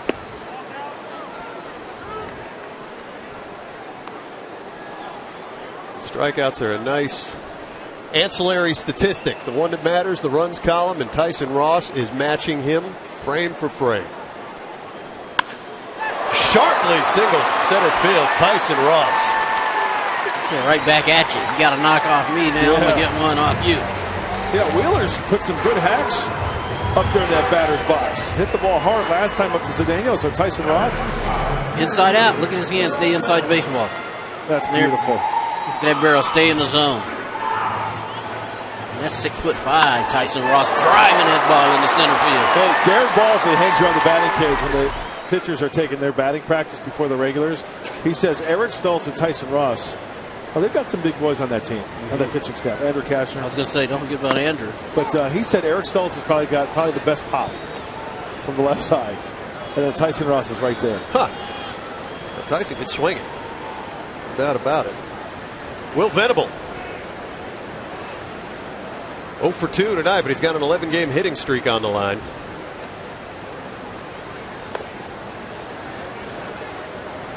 Will struck out in the 1st. And again in the 3rd. Leads the Padres with 15 home runs.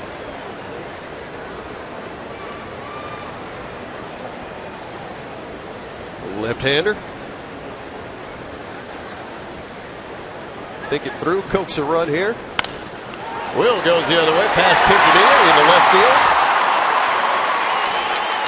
And Tyson Ross moves over to second base, so with 1 out, the Padres now have runners at 1st and 2nd, and Will Venable's hit streak now at 12. Hey guys, remember we talked about the hot box for Will Venable, right? How many hits in certain quadrants of home plate and the strike zone? I think we're on contact. That was the middle 3rd away to where Will Venable has majority of his hits. If I'm not mistaken. I could be wrong, like I have many times before. Never. I think you were wrong once, but I'm mistaken. Here's Chase Headley. Well, look at that. Remember, that pitch was like in that area. I'd see I was wrong. There it is right there, 24 hits. Now, middle away. Let's check on contact. Would that be middle away, guys? I think so. Sorry about it. I'm looking at the swing more than the zone. I hear what you're saying. Ball's on the outer third, yes. But you saw how Tyson Chandler's hand stayed inside the ball, and the barrel stayed in the zone. Yeah. And that swing right there, Will kind of cut his swing off, but bounced it in the perfect spot for the base hit. That's the difference between Hall of Famer analysis and a crayon and coloring book analysis. 1-1 to Chase Headley. That's not what I was just checking out the swing. Yeah. That's all. We'll take the hit. Keeps his hitting streak alive. Sure. Keeps the rally going. Chase 1 for 2 tonight. Single and a run scored on that sacrifice fly by Jeff Decker in the 4th inning. If I'm Wheeler here, I'm not throwing a breaking ball for a strike. I'm throwing good fastballs away, maybe in. Because remember that single last time up was a hanging breaking ball over the heart of the plate. And he misses down with that one with 2 strikes. If you're not going to throw him the breaking ball, what are you going to get him out with? I say fastball away. Fastball tailing away. Tailing away. Okay. If that's the case, especially on this pitch, after showing that slider down. I would think after he got the breaking ball base hit that he would be looking for the fastball tailing away. It just says, okay, I'm going to serve this thing the other way. Yeah, interesting. He just got a sign from John Buck, and he shook him off and stepped off. So they're going to regroup and go over the signs again. Again, as a left-hand hitter, sometimes it's hard to get your eyeballs out over the plate when the pitcher's all the way on the first base side of the rubber. It's like Wheeler is. You see, he's on the first base side of the rubber. So sometimes you can't help but think about something inside. Change up, running away. You see how Headley came over the top of that. That's why I love this game. I love this game. This is my favorite part. It's that mental challenge of, okay, he's on the first base side of the rubber, and I'm standing here, and I can't help but think he's going to try to come in, but he's really not. He's going to go. He just went changeup away. He's gone fastball away. 2-2 to Chase. Yeah, fastball away. John Buck stepping out over the plate. This one's elevated a little bit, but this is when it's really hard to just say, I'm going to trust myself to let it get deep, and I'm going to back this ball up. Because the guy's throwing 93, 94 miles an hour.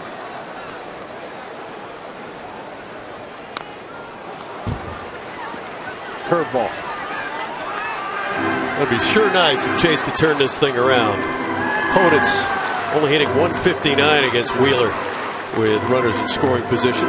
Hey, new president for the San Diego Padres, Mike D. Mike D. Sitting with Mr. Ron Fowler and the old left-hander, number 35, Randy Jones. Welcome aboard, Mike D. Welcome back. Welcome back, yeah. Mike D. Oh, do we start the runners here? 3-2. A little trouble putting runs on the board. Get tonight's starting pitcher at second base. Padres with a chance of their first hit tonight with a runner in scoring position. 0 for 4 right now. 3-2. 1 out. Tyson Ross, as Tony mentioned there at second, and Will Venable at first.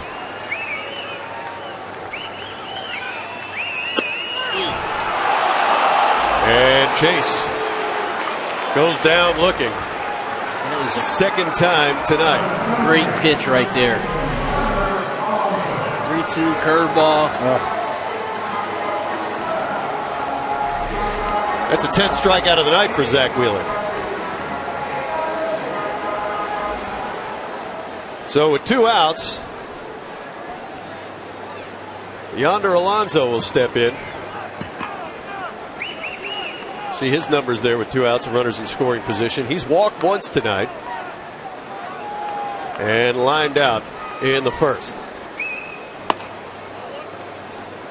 You know, one of the things that the book on Zach Wheeler and these starts that he's had this year, and starts prior, with the exception of his last start, he maintained his velocity.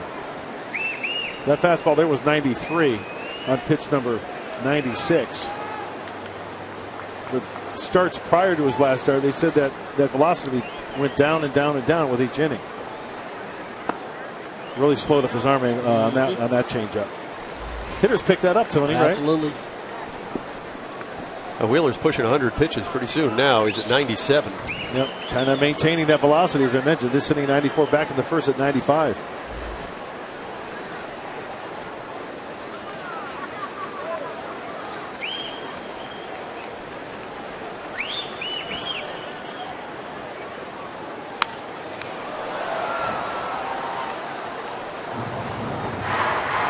When opponents face Zach, third time through the lineup, they're hitting .340 against him. He's 23 years old, and as we've talked about, live arm, but not overly efficient tonight with the pitches either. All those strikeouts, 10, that's a career high for this young man. Scott Atchison heating up in the Mets bullpen. And you know, I even think the second time around the lineup, guys, Wheeler was getting the pitches up. Yeah. His breaking ball was up, and then he started getting a little erratic there. I think he has 2-0 right there. Alonso gearing up for the fastball, and he's still a little bit tardy on it. Opponents hitting .056 against Wheeler with 2 outs, runners in scoring position. And that number will possibly inflate as Alonso rips his ball to center field. Here's the play at the plate. It's going to be close. Oh, they do get him, says Dan Iasonia, as Tyson Ross doing what he can to help himself out, trying to push the go-ahead run across, but Juan Lagares is able to gun him down, and we remain tied at 1.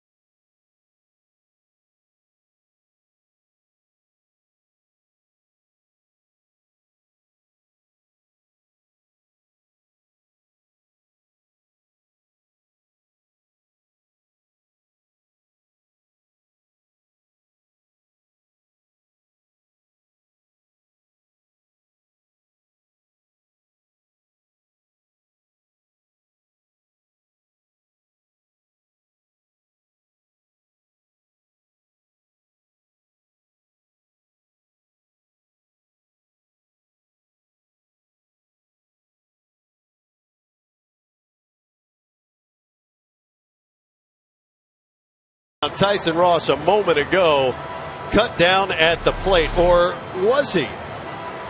Well, initially, I thought he was safe. But does his foot get the plate?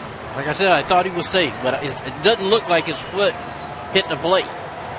Looked like it went right off of Buck's foot. Yeah. And then came up in the air, and he puts the tag on him, and he was out. Stepped on the shoe.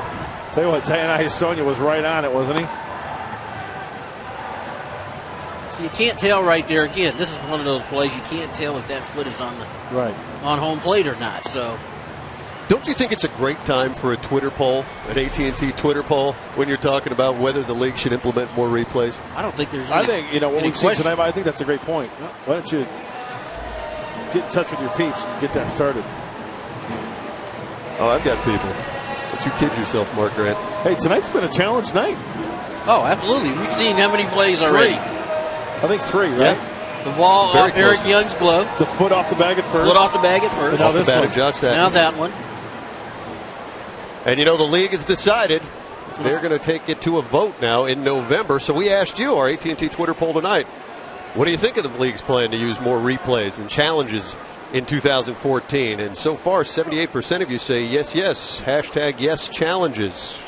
Continue to vote. Hot topic. Well, let's see how Tyson Ross reacts now after running from second trying to score on that one here in the 6th inning. Top of the lineup for the Mets: Eric Young, Daniel Murphy, Marlon Byrd.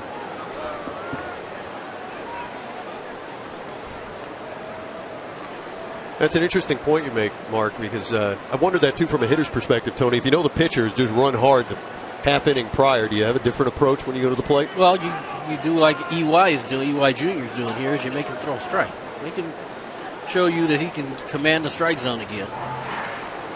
Yeah, this might be what Rivera's trying to do right now. Have him catch his legs, catch his breath a little bit. Mm-hmm. And I think as a pitcher, if you do that, the legs do have a tendency to get heavy. I mean, very rarely does a pitcher get a chance to run the bases like that. The adrenaline starts pumping. You try to collect not only your thoughts, but also the wind and get your legs right. And I've always thought, got to try to slow it down. Don't try to be too quick with my mechanics after a situation like that. Now your EY, you take the first two, you're ahead 2-0, and you take another one that you think is ball 3, and he calls it a strike. And so, you have to kind of keep your composure, keep your wits about yourself. Meanwhile, go to left field, and ball be tucked away by young Jeff Decker. One away here in the top of the 6th inning. Pitch count wise, Tyson Ross is in much better shape. That was pitch number 79. Yeah, you're right. His counterpart. Wheeler's got 98, I think. Yep, Wheeler very close. 99 pitches. 99.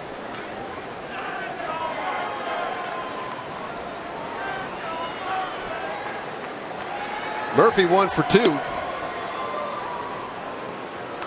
The Mets about middle of the pack, as I mentioned, in the National League as far as runs scored for Terry Collins. And our Saquon Vacation strikeout stat of the night, you can see just how often they punch out as well.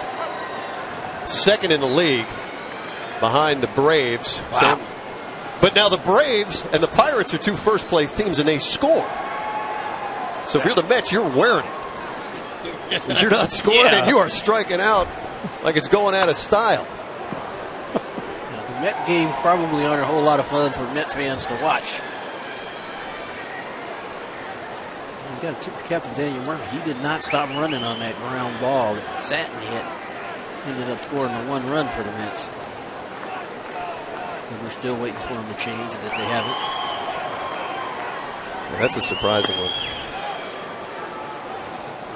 No, there is any time right now. Did you see what Rivera just did before that last pitch? He knows that maybe Tyson Ross a little way. He over-exaggerated with his target, like he was alluded to earlier, making him to force him to get that pitch down in the zone.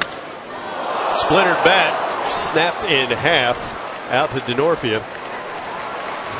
2 down. Daniel Murphy, broken bat. It's a celebration.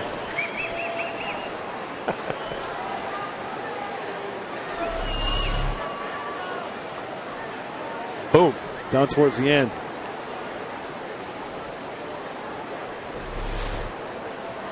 So Daniel will have to go to the bat rack his next time, get a freshie. Here's Marlon Byrd.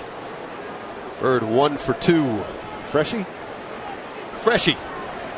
New one. That's a new one. Is that baseball lingo?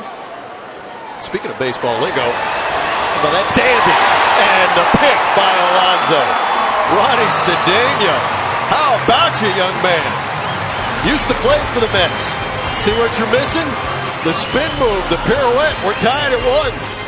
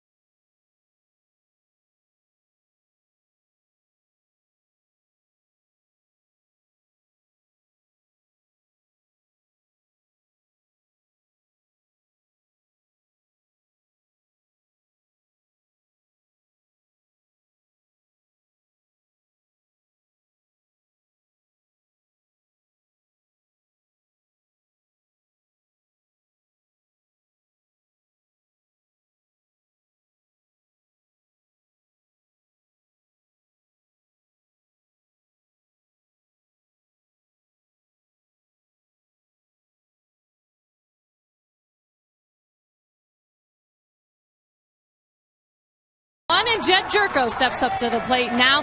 Had a chance to talk to Jed, and despite going 0 for 2 tonight, he said he feels like his timing is finally getting back. He said it was great to get a couple barrels on the ball there in Colorado, certainly helping the confidence. And he said something that I thought was interesting, guys. He goes, sometimes I can get into my head, and I really feel like I started thinking way too much at the plate. And he goes, it's not as easy as it sounds, but really I just got to get up there and hit the ball. And Jed said that's been the difference here as of late for him. Thank you, Kelly. Yeah, he's been swinging it. That last road trip, 7 for 20. Makes total sense to me.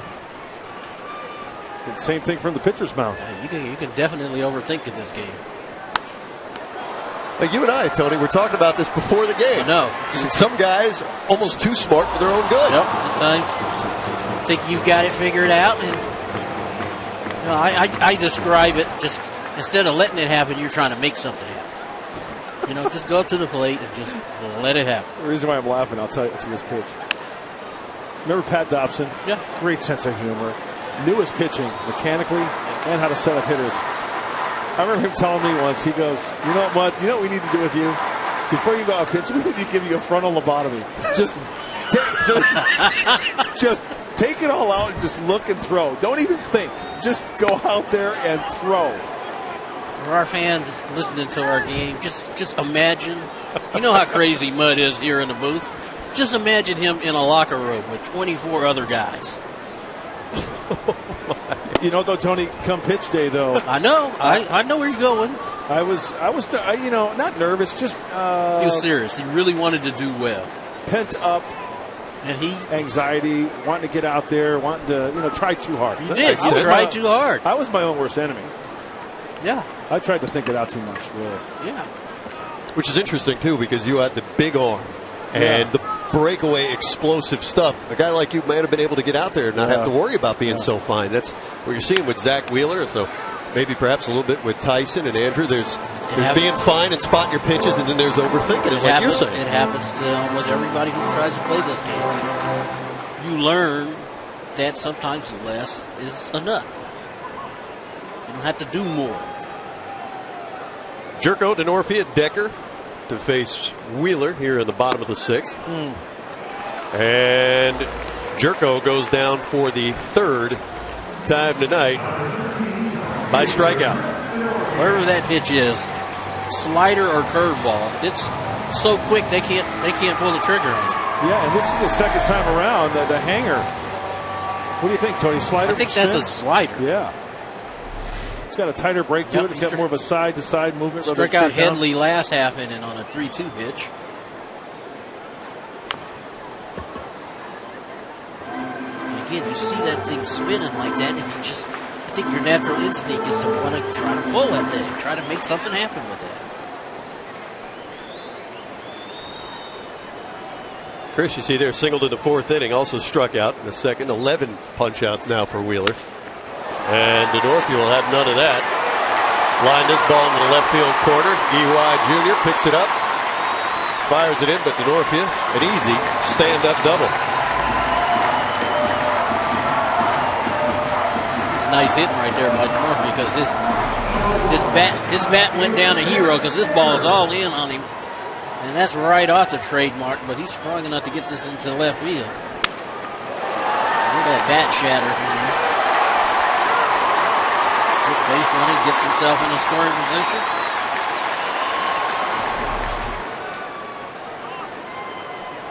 position. So again, the Padres have a runner in scoring position. As you mentioned, Tony, it's Jeff Decker. He delivered the Padres' only run with a sacrifice fly in the 4th. He took his shot right there. He's looking for a first pitch fastball. Got it. Fouled it straight back.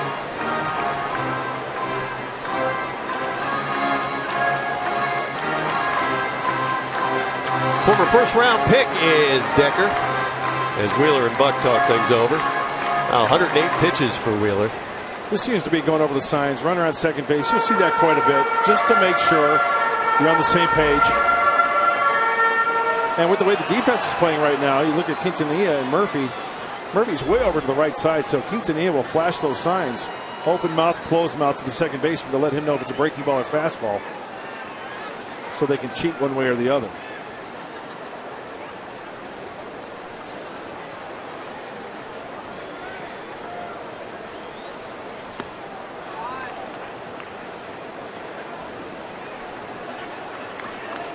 It's hard to imagine being as proficient as any of these young men are at the age they are. I mean, Jeff Decker, just 23 years old.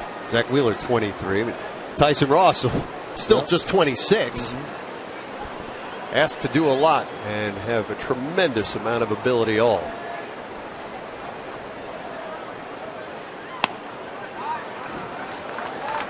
Ball down, 2 balls, 1 strike.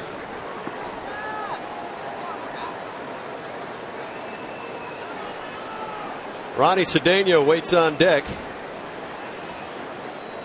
And then Rene Rivera.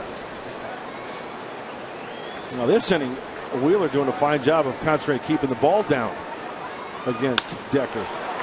Down sharply to Satin.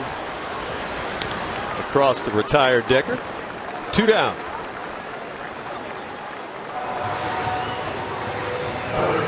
Ronnie Cedeno, 9+ years in the big leagues, handful of different clubs, one of them the Mets, and he is playing as well as he could play defensively tonight. He timed that one perfectly. Another couple of gems as well. 0 for 2 and a chance to put the Padres ahead. Well, he's done it with the leather tonight. Let's see if he can do it with the wood. Get that run home. Pitch number 112 coming up.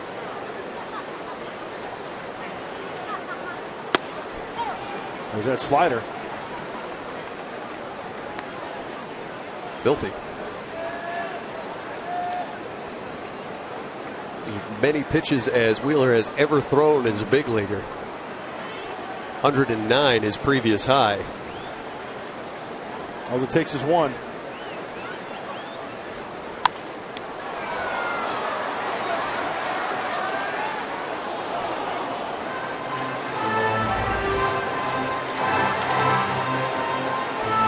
See what excitement a big league baseball can do. Hey, and when you got a social sparkler in your hand, it makes it even better. Hey, have a cocktail.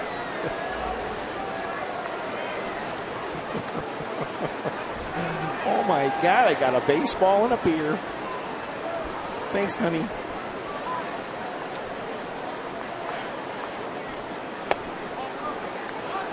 Hall of Famer Tony Gwynn. I'm Mike Pomeranz alongside the white hot mess that is Mark Grant.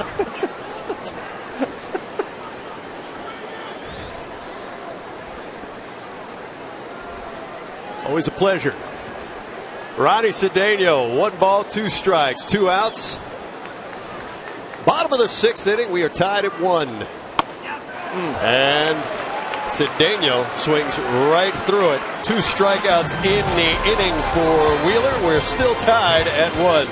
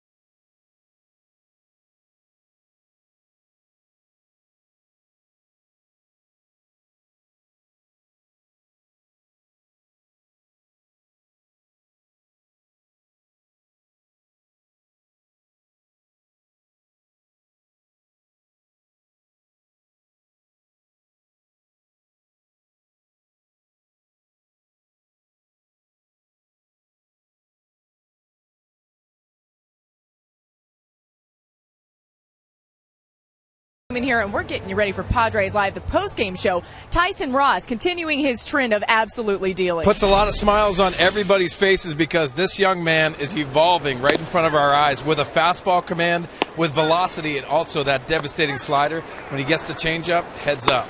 Well, we'll have more breakdown on Tyson Ross this evening when we see you after the final out. And also, an all-new show coming to Fox Sports San Diego, Stable Wars. We'll have a preview of that. It will air right after Padres Live, the post-game show, guys. Hey, what did Mark Sweeney just say about the changeup? There it is. Did you see the cambio right there? He said, watch out. What in the Mario Soto is going on? Pretty good. Filthy. Just Ross's 8th start this season. Comes in 3-2 in those starts with an ERA of 2.2. He'll face Davis, Satin, and Lagares here at the top of the 7th. Oh, he threw one changeup, came back-to-back changeup. Yeah. Fastball in here. No. Another off-speed pitch. Well, Mark Sweeney talked about it. Here it is, first pitch of the AB. Oh, hello. Davis nearly blew a disc. And as Mark Sweeney said, we talked about the located velocity on the fastball, the slider, that changeup comes around. Watch out. The Padres felt they had something special when they acquired him from Oakland.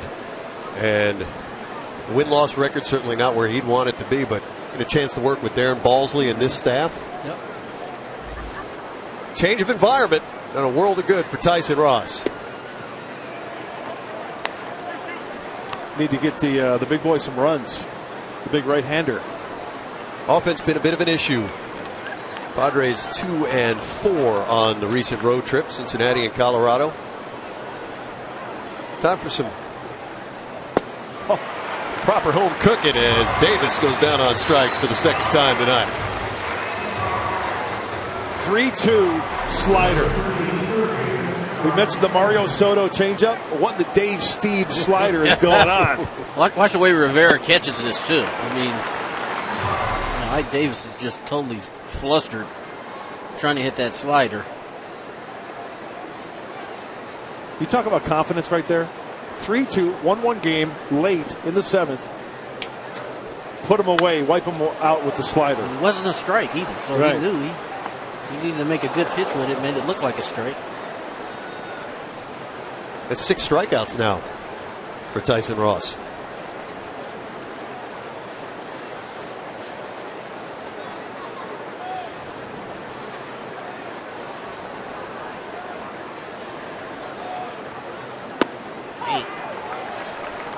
Paint. Explain what that means. Paint is a fastball that doesn't hit any of the white of the plate, but hits the black, hits the edge. And it's paint. It's either you either foul that off or you take that for a strike. You see, that's a great 0-2 pitch right there. And he put it in a good spot. And tried to get the hitter to chase it. It didn't. But he didn't leave it in a spot where he could put a good swing on it and put it in play. Hey, and Fox Tracks brought to you by our great friends at Southland Technology. Look what he's trying to do there. Keep the ball down and away here late. Yes, he did. Brian Knight disagrees with you, Mark. Really? I beg to differ. You should go down there and state your case a little more vocally. If you're going to miss, that's where you want to miss.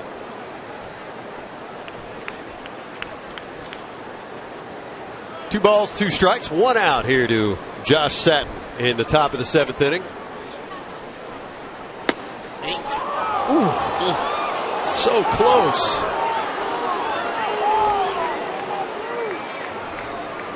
That was pitch number 96 out of the hand of Ross.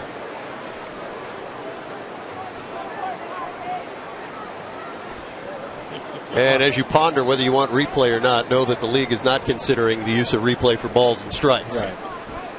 You'd be here all night. Well, there's only so many challenges, I guess. And back up the box goes Satin. So a 1-out single for the Mets. This copyright telecast is presented by authority of the San Diego Padres and may not be reproduced or retransmitted in any form. And the accounts and description of this game may not be disseminated without the express written consent of Bobby Pooey and the San Diego Padres.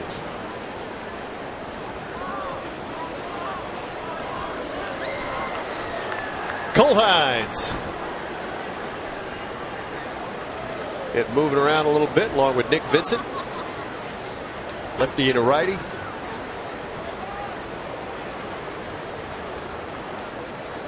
See if Tyson can get something going here. Juan Lagares, the hitter. Lagares 0 for 2, a couple of strikeouts. Hey, remember, this is a guy that Terry Collins will hit and run with.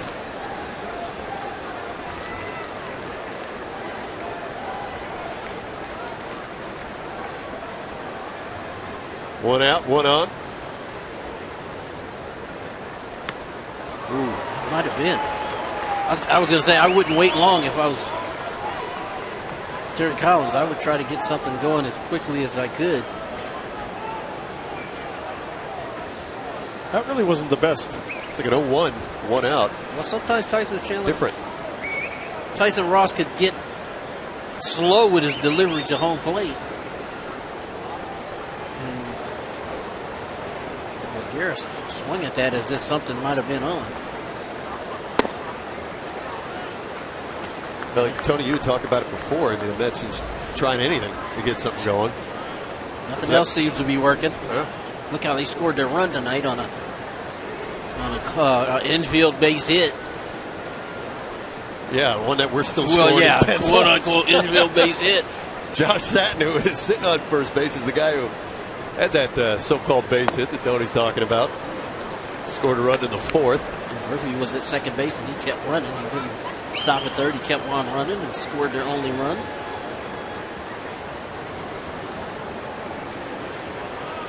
Yeah, heck of a play by Cedeno, too, on that, charging like that, making the bare hand. Thought he had him, didn't. Hey, there's a big pitch coming up for Ross. 102. Not only because of the strikeout, but that's the most he's pitched. That's the most he's thrown in a game. Prior to that, 101 at Arizona, and pitch 102 is a dandy. Slider down and away, all upper body. Big second out. Get up on top of that. Turn that doorknob. That's a swing and a miss. Yeah, that's the third time Lagares has gone down on strikes. 7th strikeout of the evening for Tyson.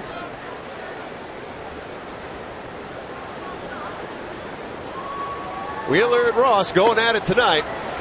John Buck 0 for 2.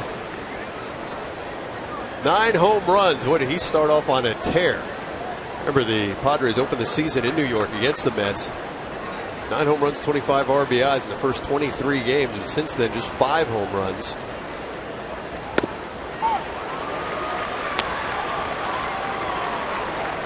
.95 on the fastball. Talk about maintaining velocity. Looking good. And really, both guys, you can't help but be impressed by both guys tonight. 97 in the first inning, 96 here in the 7th for Tyson Ross. Here's the 0-2. Tried to overthrow that one. Tried to hump it up with just a little bit.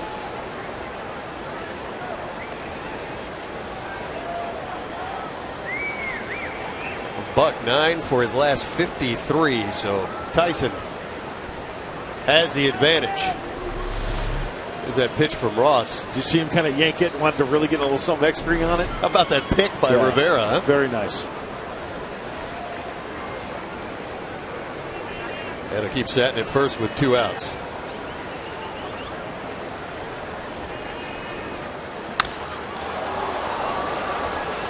Long wave and foul.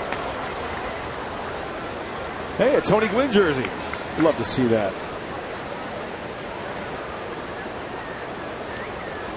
This gentleman right here, sporting the old 19. Going back to the road pinstripes, T. That's not one you see very often anymore. No. You have a favorite uniform? Padre uniform, Tony? Like the blue pinstripe. White with the blue pinstripe, orange trim. Sharp. 98 uni. Yeah. I like the 84. Home white, too. I like that one.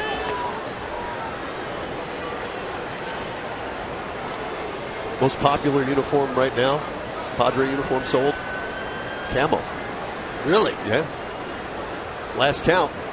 Souvenir jersey. From tremendous pride in his military community. 2 balls, 2 strikes, 2 outs.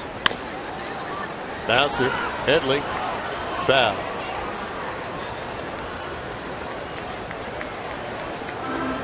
All right, keep an eye on Chase as you check out one of those throwback jerseys.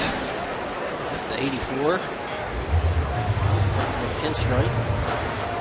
I didn't wear that one. I can't speak for that one. That's the Winfield years, right? Andy, him and Randy can talk about that one. And the Mark Grant fedora, though. Love it. You know what I would love? How about a slider right here for a punch out? And 7 solid innings of work for the kid from Cal Berkeley. How about a fresco? 2 balls, 2 strikes, 2 outs. Got him. Well done. A hit in there, but 3 strikeouts in the inning. Down goes Davis, Lagares, and Buck, all punched out.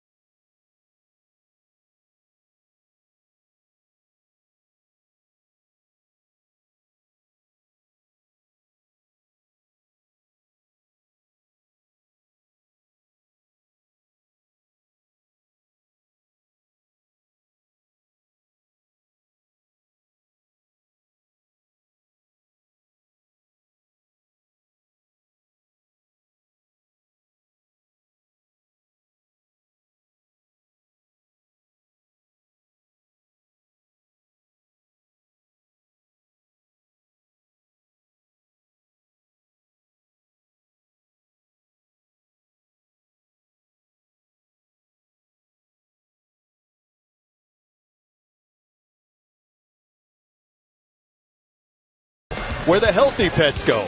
And by your San Diego County Lexus dealer, inviting you to test drive a luxurious Lexus automobile today. Locked in a 1-1 battle here on a wonderful Thursday evening. Tyson Ross finishing strong. John Buck, the 3rd out of the inning. Fist pounds all the way around. Well done. Hey, you know what? He and Rene Rivera on the same page tonight. Andrew Castro, who pitched yesterday. There's a nice little 1-2 going. Hey, Ian Kennedy, include him in the mix as well. You see that confidence just blossoming in the starting rotation. He pitched his heart out tonight. 7 innings, 1 run. And according to my book, guys, I think we saw it on the line there, no walks. So you know what time it is now, right? Bottom of the 7th. Get the kid some runs, because he's still the pitcher of record.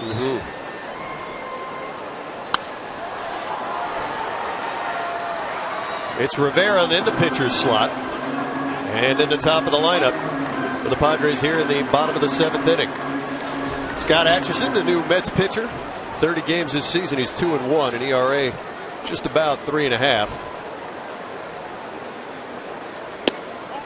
9 walks in 28+ innings.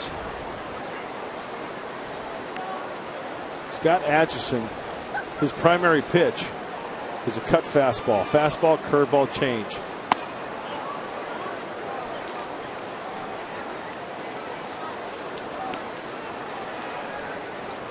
Well, let's see if Rivera can barrel up another one and maybe add another 5-6 inches to it. He had a triple off the top of the wall in the 3rd.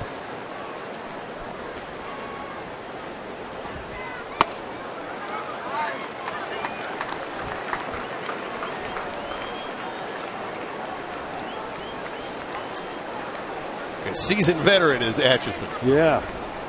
Signed back in 1999. Got in on him a little bit there. It'll be floated out to center field. Lagares underneath it. One down. Started an A-ball in Wisconsin as property of the Seattle Mariners. 49th rounder, guys. This is what I love. Love stories like this. 49th round in June of 1998.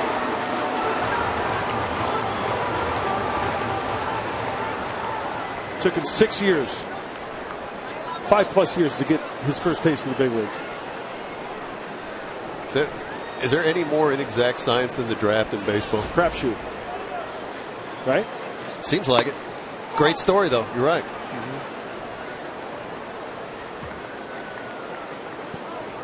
Lexi Amarista is the pinch hitter. And Alexi hits this ball hard to left field, but Eric Young Jr. is there. 2 down. Fans, get ready for Fox Sports 1. It's America's new 24-hour sports network. Fox Sports 1 going to be your home for great live sports. All the news and highlights you could possibly want. We've got shows and specials only Fox can bring you.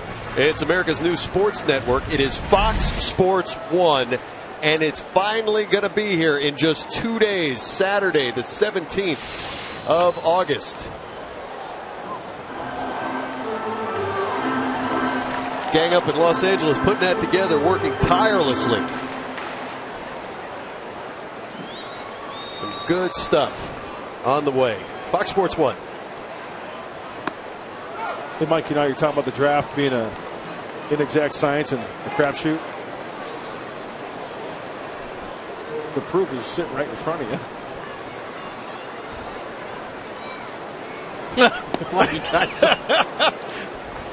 Well, you're a first rounder, Granty. Yes. 10th pick overall. 10th pick overall. The guy sitting to my right? 58th pick. I was drafted ahead of him. Way ahead of him. Scott was immediately fired. Should have been. The roller with 2 outs. Venable is retired. The bottom of the 7th. The Padres going to have to get something going, but it'll be the Mets' turn. We're knotted at 1.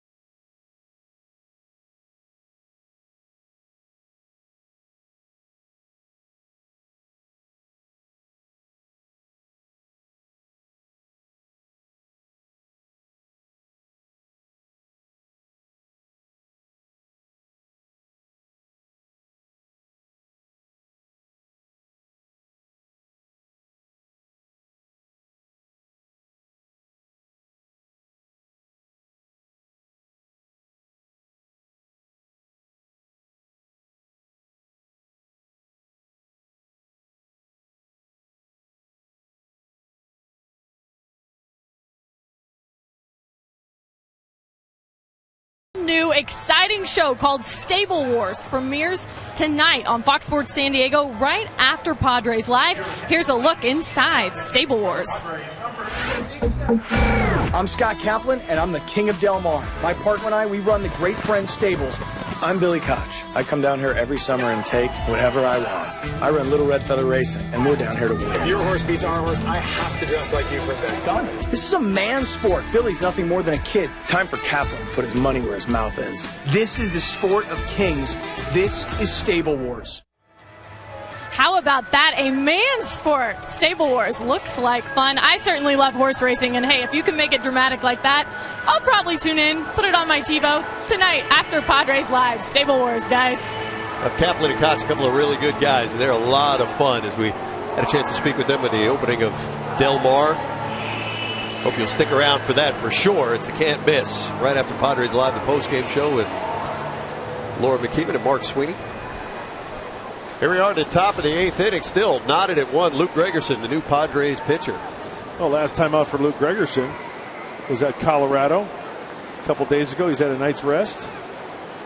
That time out in Colorado, 2/3 of an inning. Luke will face Quintanilla in the pitcher's slot and in the top of the order.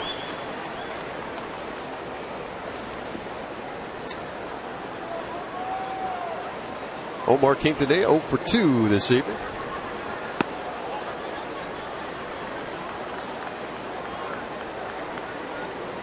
Mike Baxter is on deck for the Mets.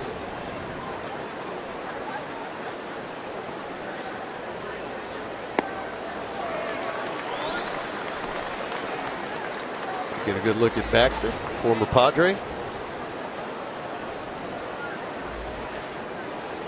Fort Wayne, Lake Elsinore, San Antonio, big leagues. And he gets him with the slider, the signature pitch from Luke Gregerson. Love it. Different type of slider out of the hand of Luke Gregerson as opposed to Tyson Ross. Tyson has the harder slider, more velocity, but great tilt on that last slider from Luke Gregerson. Good slider. As a left-hand hitter, you think it's going to be in the strike zone, and by the time it gets to you, it's out. There you see Baxter's numbers in 54 games this season at .213. One pitch off the leg, and he's aboard.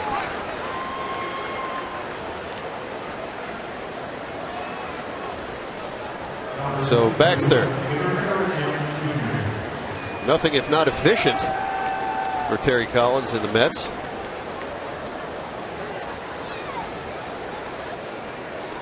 It'll bring up the top of the order.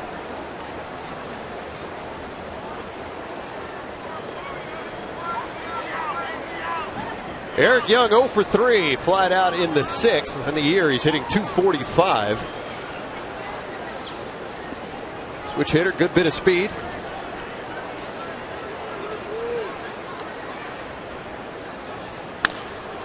And he'll drive this one to center field. Venables there. Baxter will retreat. 2 down.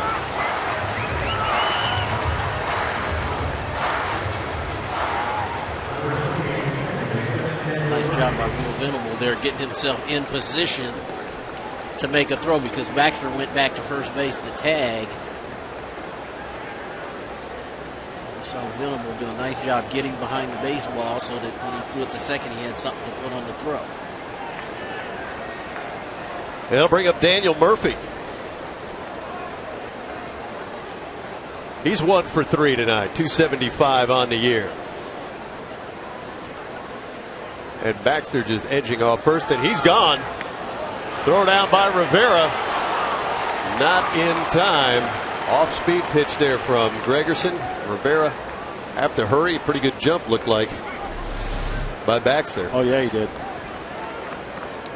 Still an accurate throw by Rene Rivera. He did all he could. This base is stolen off Gregerson. Baxter with a great jump. Gets himself in scoring position. Just opens up first base to have Gregerson go after the righty Marlon Byrd on deck. This will be an interesting matchup as Byrd. If they have a run producer, it's Byrd. What do you mean you ate the whole wheel of cheese? Baxter.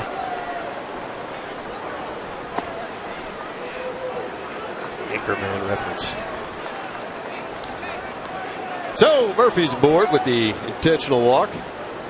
Well, everybody would love the strikeout here with 2 outs, but the thing that happens here is that a ground ball, they can go the short way to any base. That works to the advantage of a ground ball if an infielder go to his right or left, right? Not necessarily having to go to first base. Make the flip toss and go the short way to any one of them.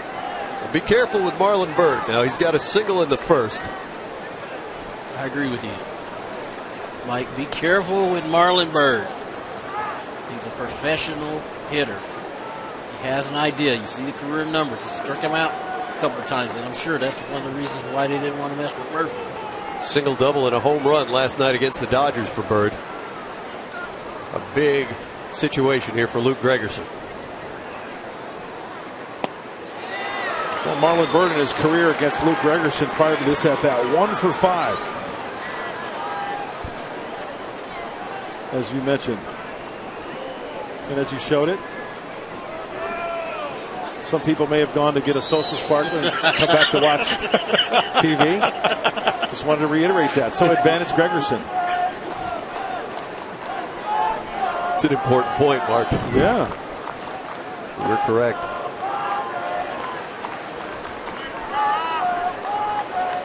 Mets 1 for 2 with runners in scoring position. Their fourth inning, they were able to push one across.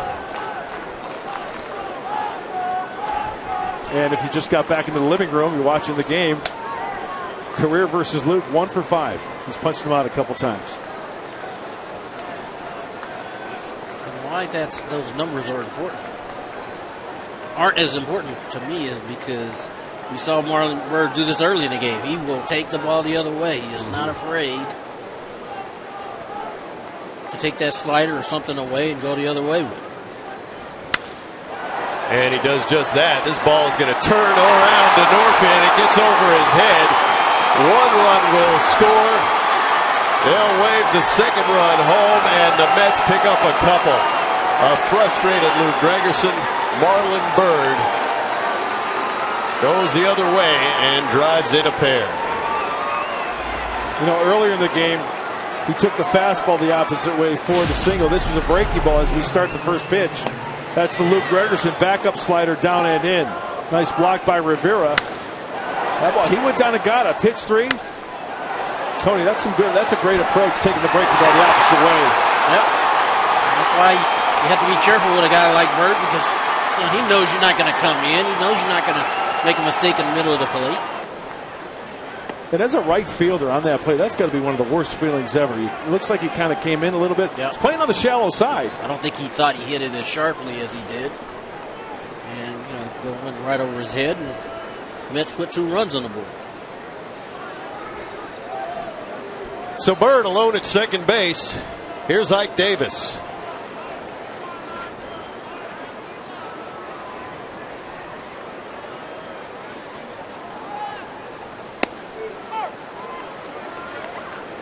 The 2 out is Byrd now with 2 hits in 4 trips. Davis 0 for 3. Strikeout in the 7th.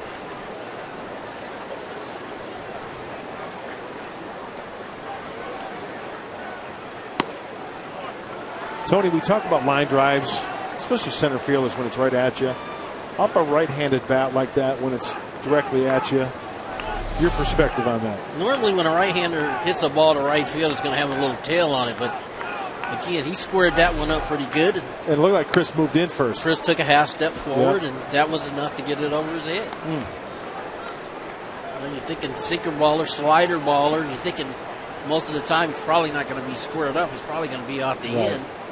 Instead, he squared that ball up, and that's all it took. A half step was enough to get it over your head. Now, Norfie has made some tremendous plays this season. Certainly one of the Padres' better defensive players. It's a tough one there, and Byrd gets the best of it. Mets lead 3-1.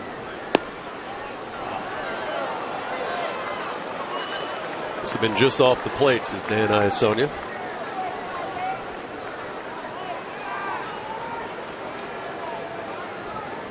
Ike Davis, another one tough to figure. He's been feast or famine. Enough of a famine to get himself sent down to the minor leagues, but since he's been back, he's hit .293.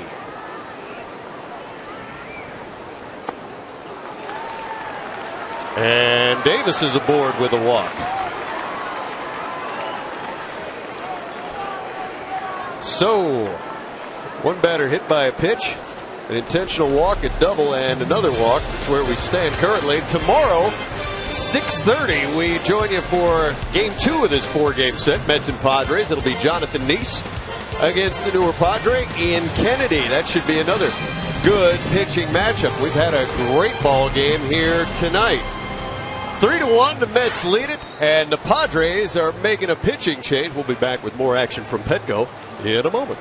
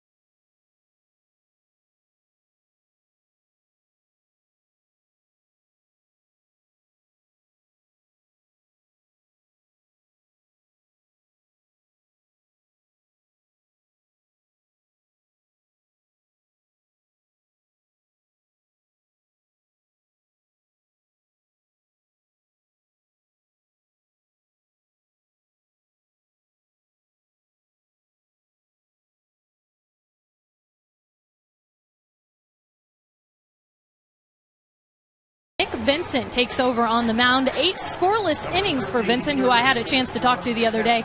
And he told me he feels like his cutter turned his career around. He said, prior to that, I was a fastball slider kind of guy, and at one point my slider just not cutting it for me anymore. And he said I had a buddy throwing the cutter, so I started to work on it. He said the first time out that he really implemented the pitch, guys, 3 broken bats in the first 2 innings. And he said that was it. From there, I knew it was the best pitch, had to use it from there on out. And he said it's pretty simple. When a ball moves like that, it's going to be hard to hit. That's a good point. Definitely so. Kelly, thanks very much. Here's Josh Satin. Yeah, that was a very nice report, Kelly. And one thing about Nick Vincent as well, as we look at these numbers, he's not afraid to pound the strike zone. He doesn't nitpick. He just doesn't try to feel for the corners. He goes right after these hitters. He's inherited 12 runners prior to this game. Only 1 has scored. He's trying to pick up Luke Gregerson here. Yeah, frustrating for Luke. He's made so many big pitches and looked as though he had made one there, and Marlon Byrd just bested him. Drove in 2. Baxter and Murphy scored.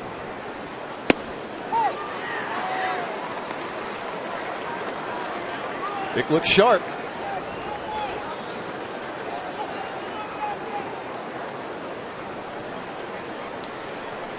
And Satin has himself 2 hits. One I'm still waiting on to be scored, but they have maintained it was a hit back in the 4th inning. Oh, he's got himself a hit and an RBI. He also singled in the 7th, struck out in the 2nd.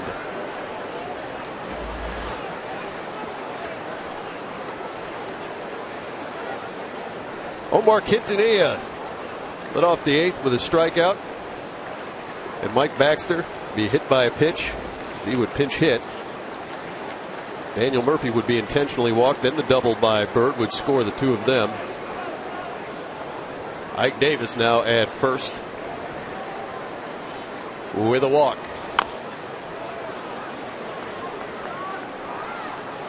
Fans, after tonight, at the ball game tomorrow against the Mets at 6:30, and then a 5 o'clock Padres Live, the pregame show on Saturday, 12:30 on Sunday. Then the Pirates come to town for 3, and then an off day, and then the Cubbies for 3. Nice long 10-game homestand. Get your tickets, grab them early, save a buck.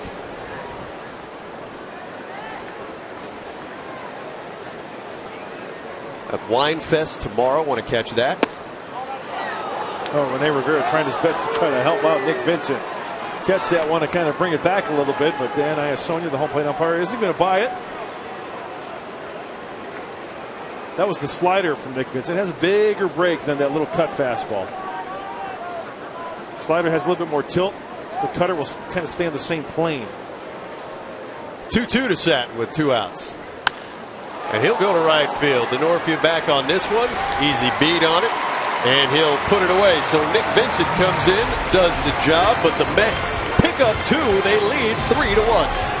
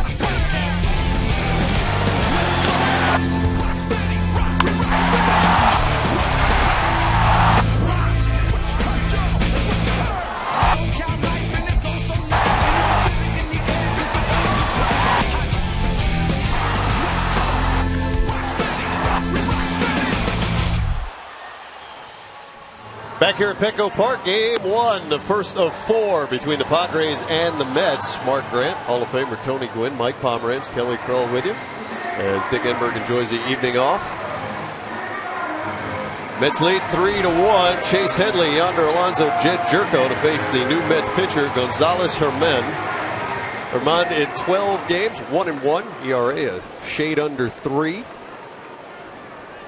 And Justin Turner is the new Mets third baseman. So Josh Satin is done.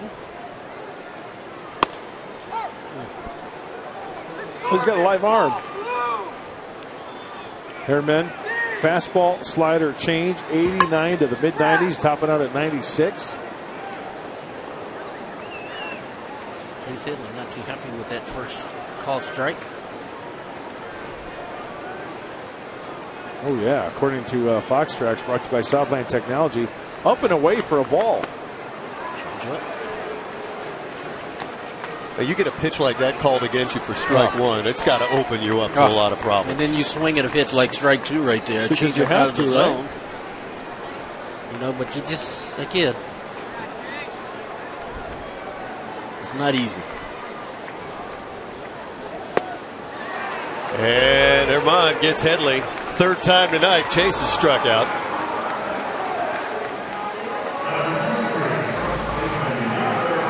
One down. Hey, folks, just a reminder, coming up tonight, after the ballgame, it'll be Padres Live, the post-game show, and then immediately following Padres Live, it'll be the premiere of Stable Wars. Kaplan against Koch. Well, horse owners.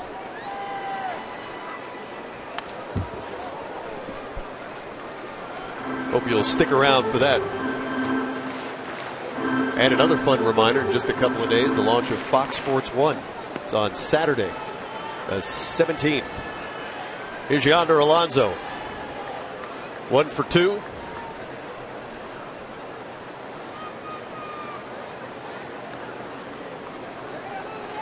Mets bullpen 9th in the National League in earned run average. Oh, amazing how similar these clubs really are. Mets and Padres. Right there about middle of the pack in the National League. Bullpen ERA. Average batters.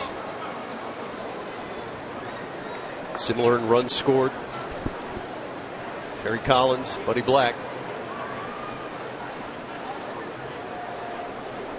Tell you what, Terry Collins, he looks the same as he was back in the early 80s, managing in AAA Albuquerque with the Dodgers. Been in the game a long time. Energetic guy. Intense. Yeah. Time with Houston, the Angels, also in Japan.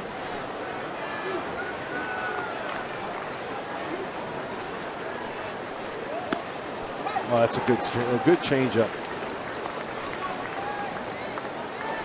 Atlanta, as you check out the Mets division, the National League East, 74-47, 14.5 games over the Nationals. And you see the Mets 18.5 back. You think the Nationals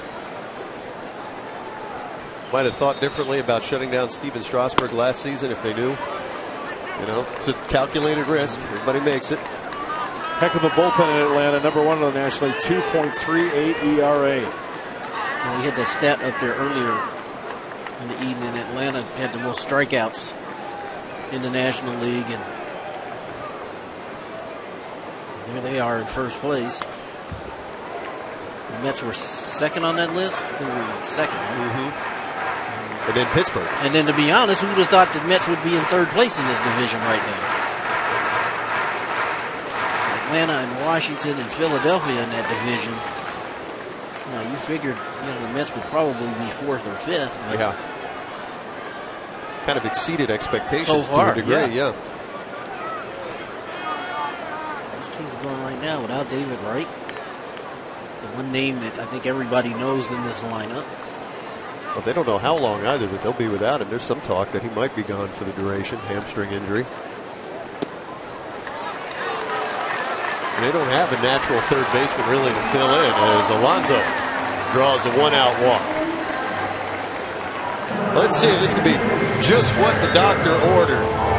Jed Jerko had a couple of home runs in Colorado. He is 0 for 3 tonight with 3 strikeouts. But if he can get something going here for the Padres, that will erase a multitude of offensive troubles.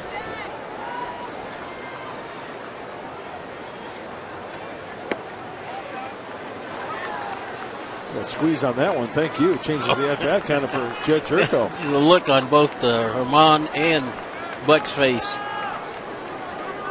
Like a pretty good located fastball, knee high, outside part of the plate.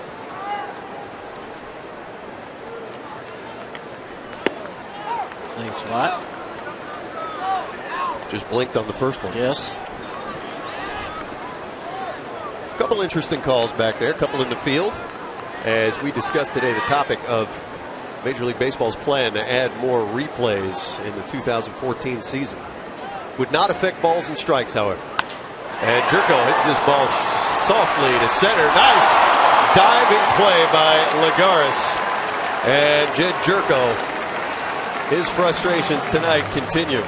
Thought that ball might have been hit just softly enough to get in there, but Juan Lagares makes the play. Yeah, you're right, Mike. I thought that Lagares was going to be fooled by the swing and kind of break back a little bit, but he gets a beat on it and lays out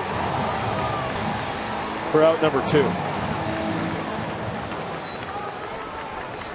Jerko hits a ball on the button, and Lagares makes a nice play here. Baseball gods is not kind to Jed tonight. 0 for 4. It'll bring up Chris Denorfia. Chris has himself a couple of hits.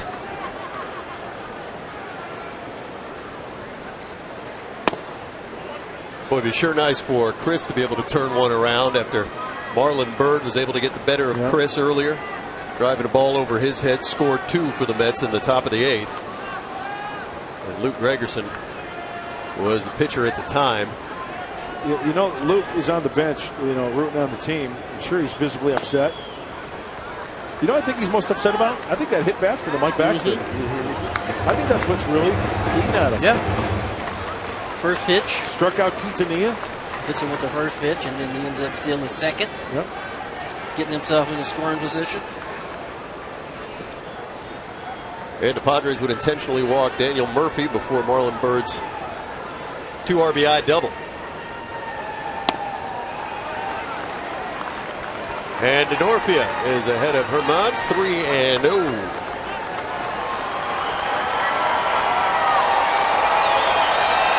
Remember, the Mets bullpen had a little bit of trouble in Los Angeles as recently as last night. They had led that game 4-0 before losing it 5-4. And Chris Denorfia, patient, and he draws a walk from Gonzalez Herman.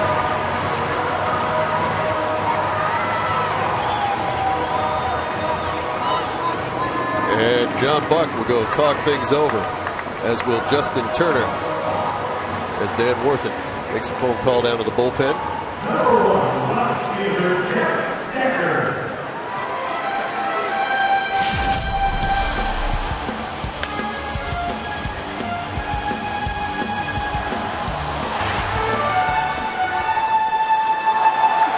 Three-1 Mets, 2 outs. 2 on for the Padres. Here's Jeff Decker. Decker has a sacrifice fly, drove in the Padres' only run back in the 4th inning. Decker had a wonderful moment. His first major league hit, a home run in Colorado. Like a scene from The Natural with lightning in the background. Yeah. See what he can do here. A changeup from Herman, filthy. Yeah, I'd settle for a ball in the gap. Give Chris Denorfia a chance to see if he can score. Well, they got the double barrel working. Ardsma and Feliciano. Righty lefty up for the Mets. Chances are Herman's not going to give in with a fastball. Stick with that all-speed stuff.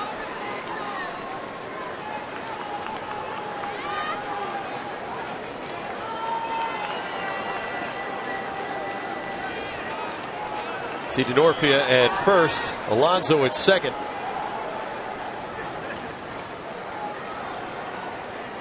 There's a 1-1 to Decker. Low, ball 2. 2 changeups and a poorly located fastball.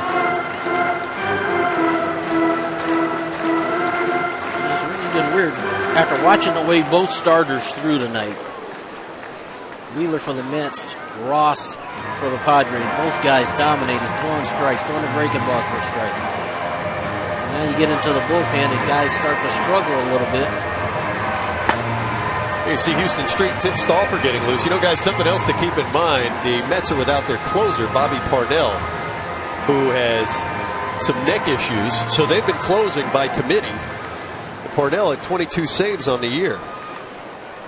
So they are a team that can be beaten at this point in the game. 2 balls, 1 strike, 2 outs, 2 on to Decker.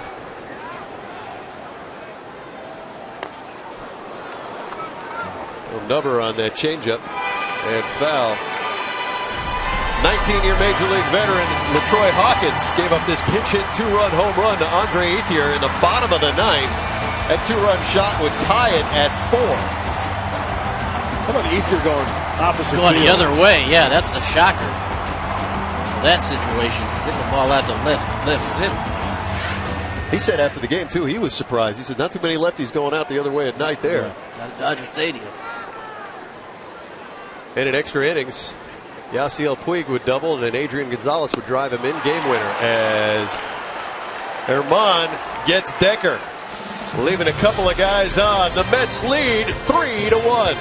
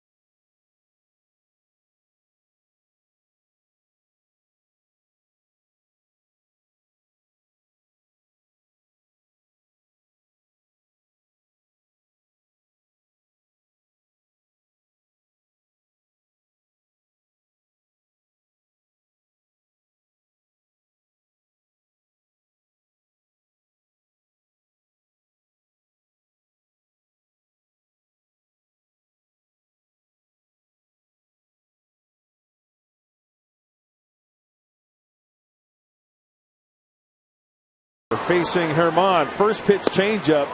He went with another changeup, evens the count. The fastball there. He's got a good fastball, mid-90s, but that secondary pitch changeup.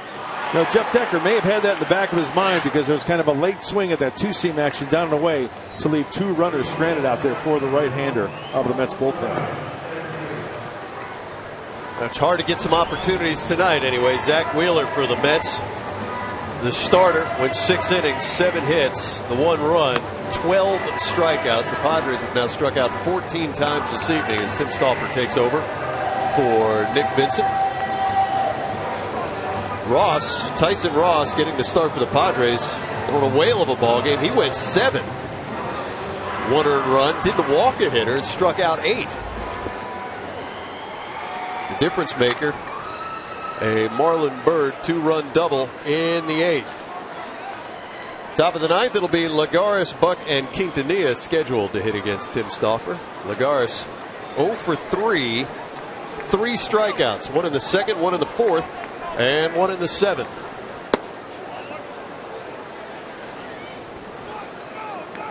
Nice defensive play by Lagares at center field.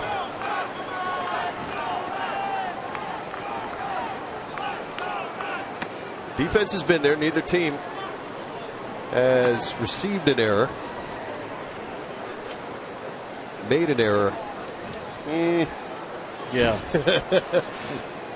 But neither has been scored an error.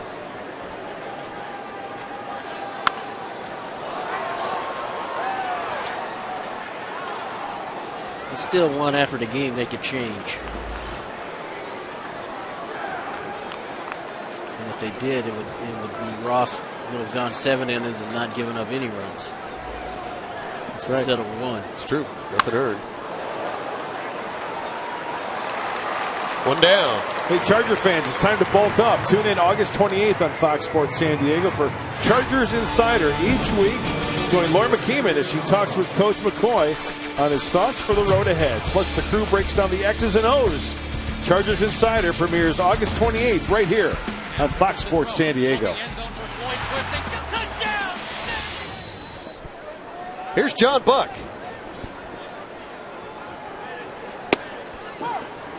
Buck takes the first pitch for a strike. If you're just tuning in, John Buck is waiting for word that his wife is going to deliver a baby.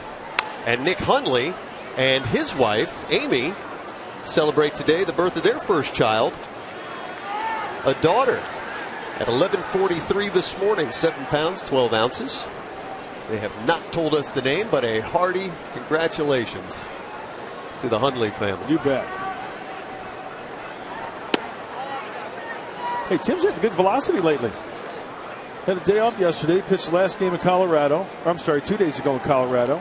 But 93 on that last fastball. Inning in the 3rd for Tim, and he struck out 2 Rockies.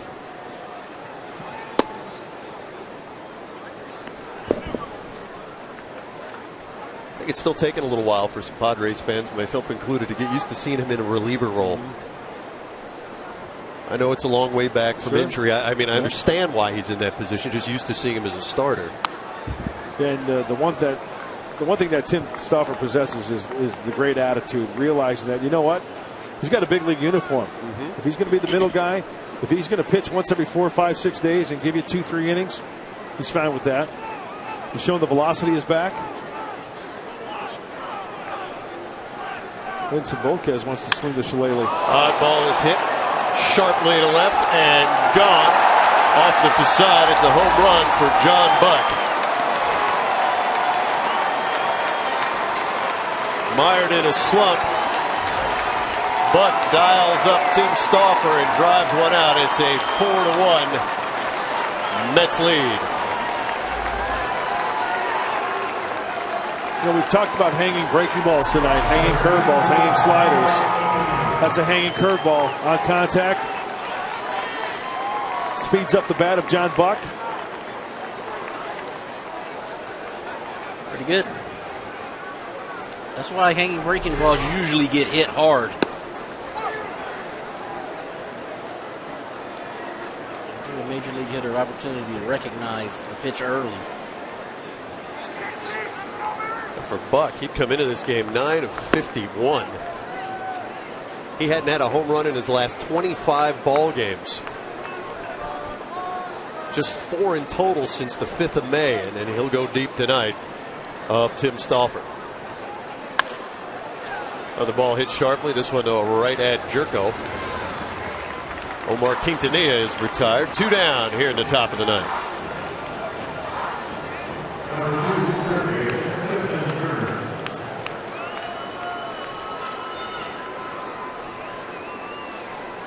Well, the Mets cannot rest easily on what they're seeing, regardless of the Buck home run. They have lost a few that they've had to lead in, just as recently as last night, up to 5 against the Dodgers.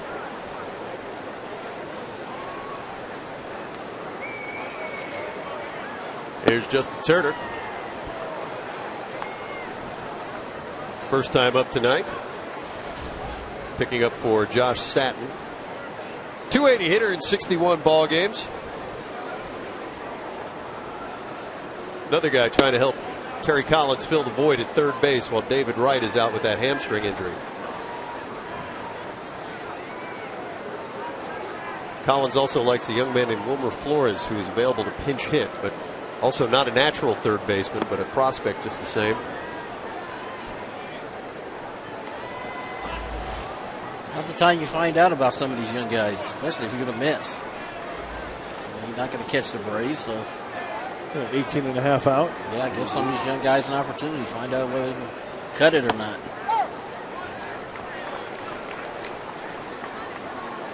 There you see Wilmer Flores. Yep. 23. Good hitter, they say. Good hitter. Just a man without a country. Doesn't have position. And Jerko again. And Turner is gone, but not before John Buck with a solo shot. Mets lead by 3. Bottom of the 9th coming up.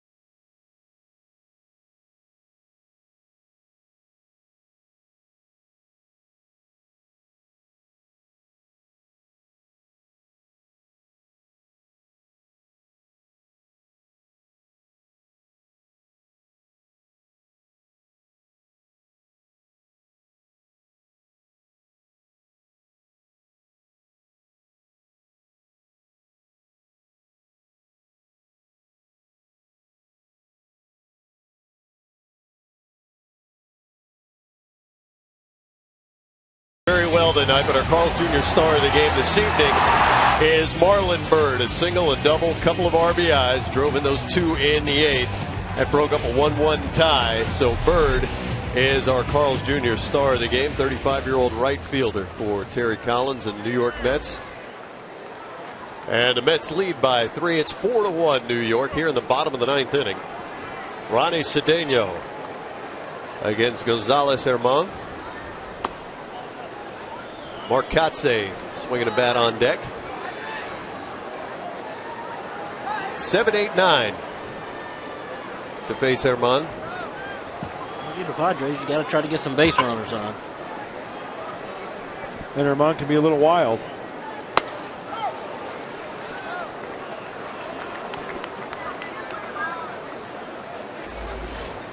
Walked Alonso into Norfield in the 8th. Struck out 2 as well, did Herman.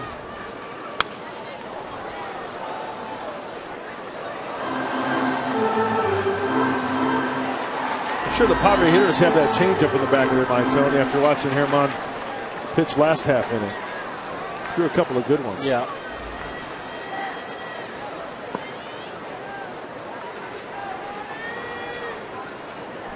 Got to get the offense jump started.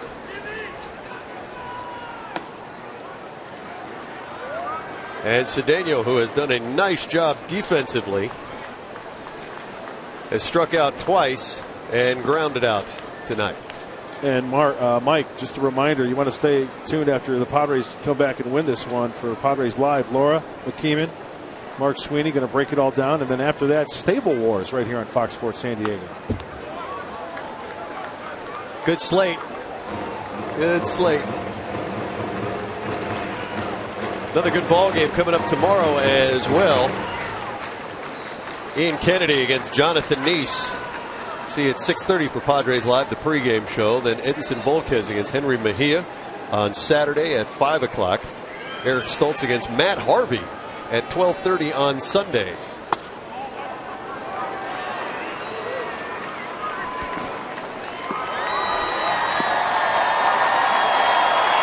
Tonight, just the first game of what is the longest homestand of the season for the Padres.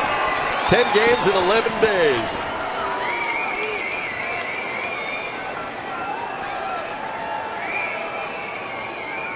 Four against the Mets, 3 against Pittsburgh, a day off on the 22nd of August, and then 3 against the Cubs.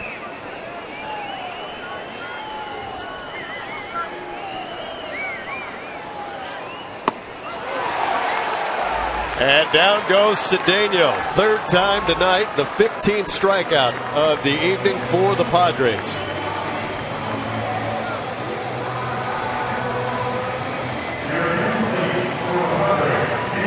And Buddy Black will go to the bench. Mark Kotsay get a chance to face this young right-hander.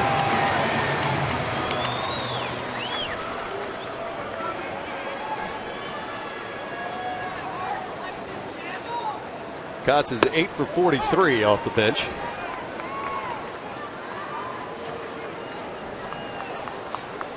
Jesus Guzman waits on deck.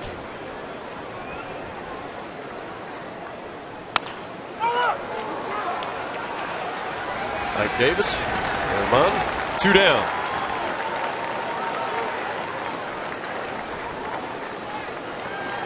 Going to need a 2-out shot in the arm here from Jesus Guzman. San Diego trails by 3.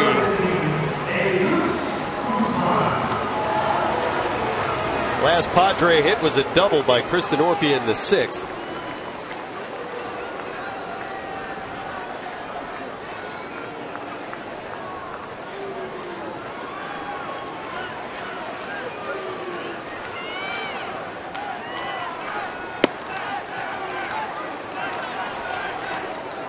Ball, no strikes to Guzman. 233 hitter in 95 games. Some pinch hit power for sure.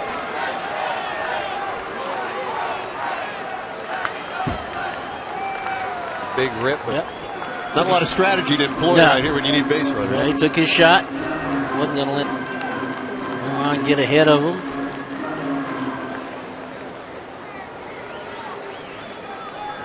Off that bench, boy, you hate to let a hittable fastball get away. Guzzi 7 for 37 with 3 home runs as a pinch hitter this season.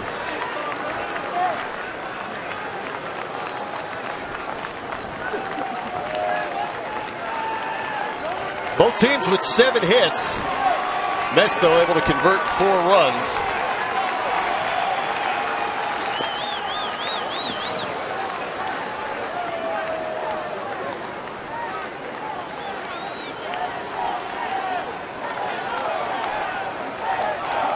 Remember, it's Kennedy against Neese tomorrow at 6:30. Buddy Black should like to see a little something positive to go to sleep on tonight. And Guzman, a roller to Daniel Murphy. Ike Davis Let's go out to Laura McKeem and find out what's coming up on Padres Live, the post-game show. Laura? All right, well, you'll want to stay tuned for Padres Live, the post-game show, as we break down this pitcher's duel, give you our thoughts on that, and also Stable Wars will be airing right after Padres Live, the post-game show. We'll have all the details on that. You won't want to miss it.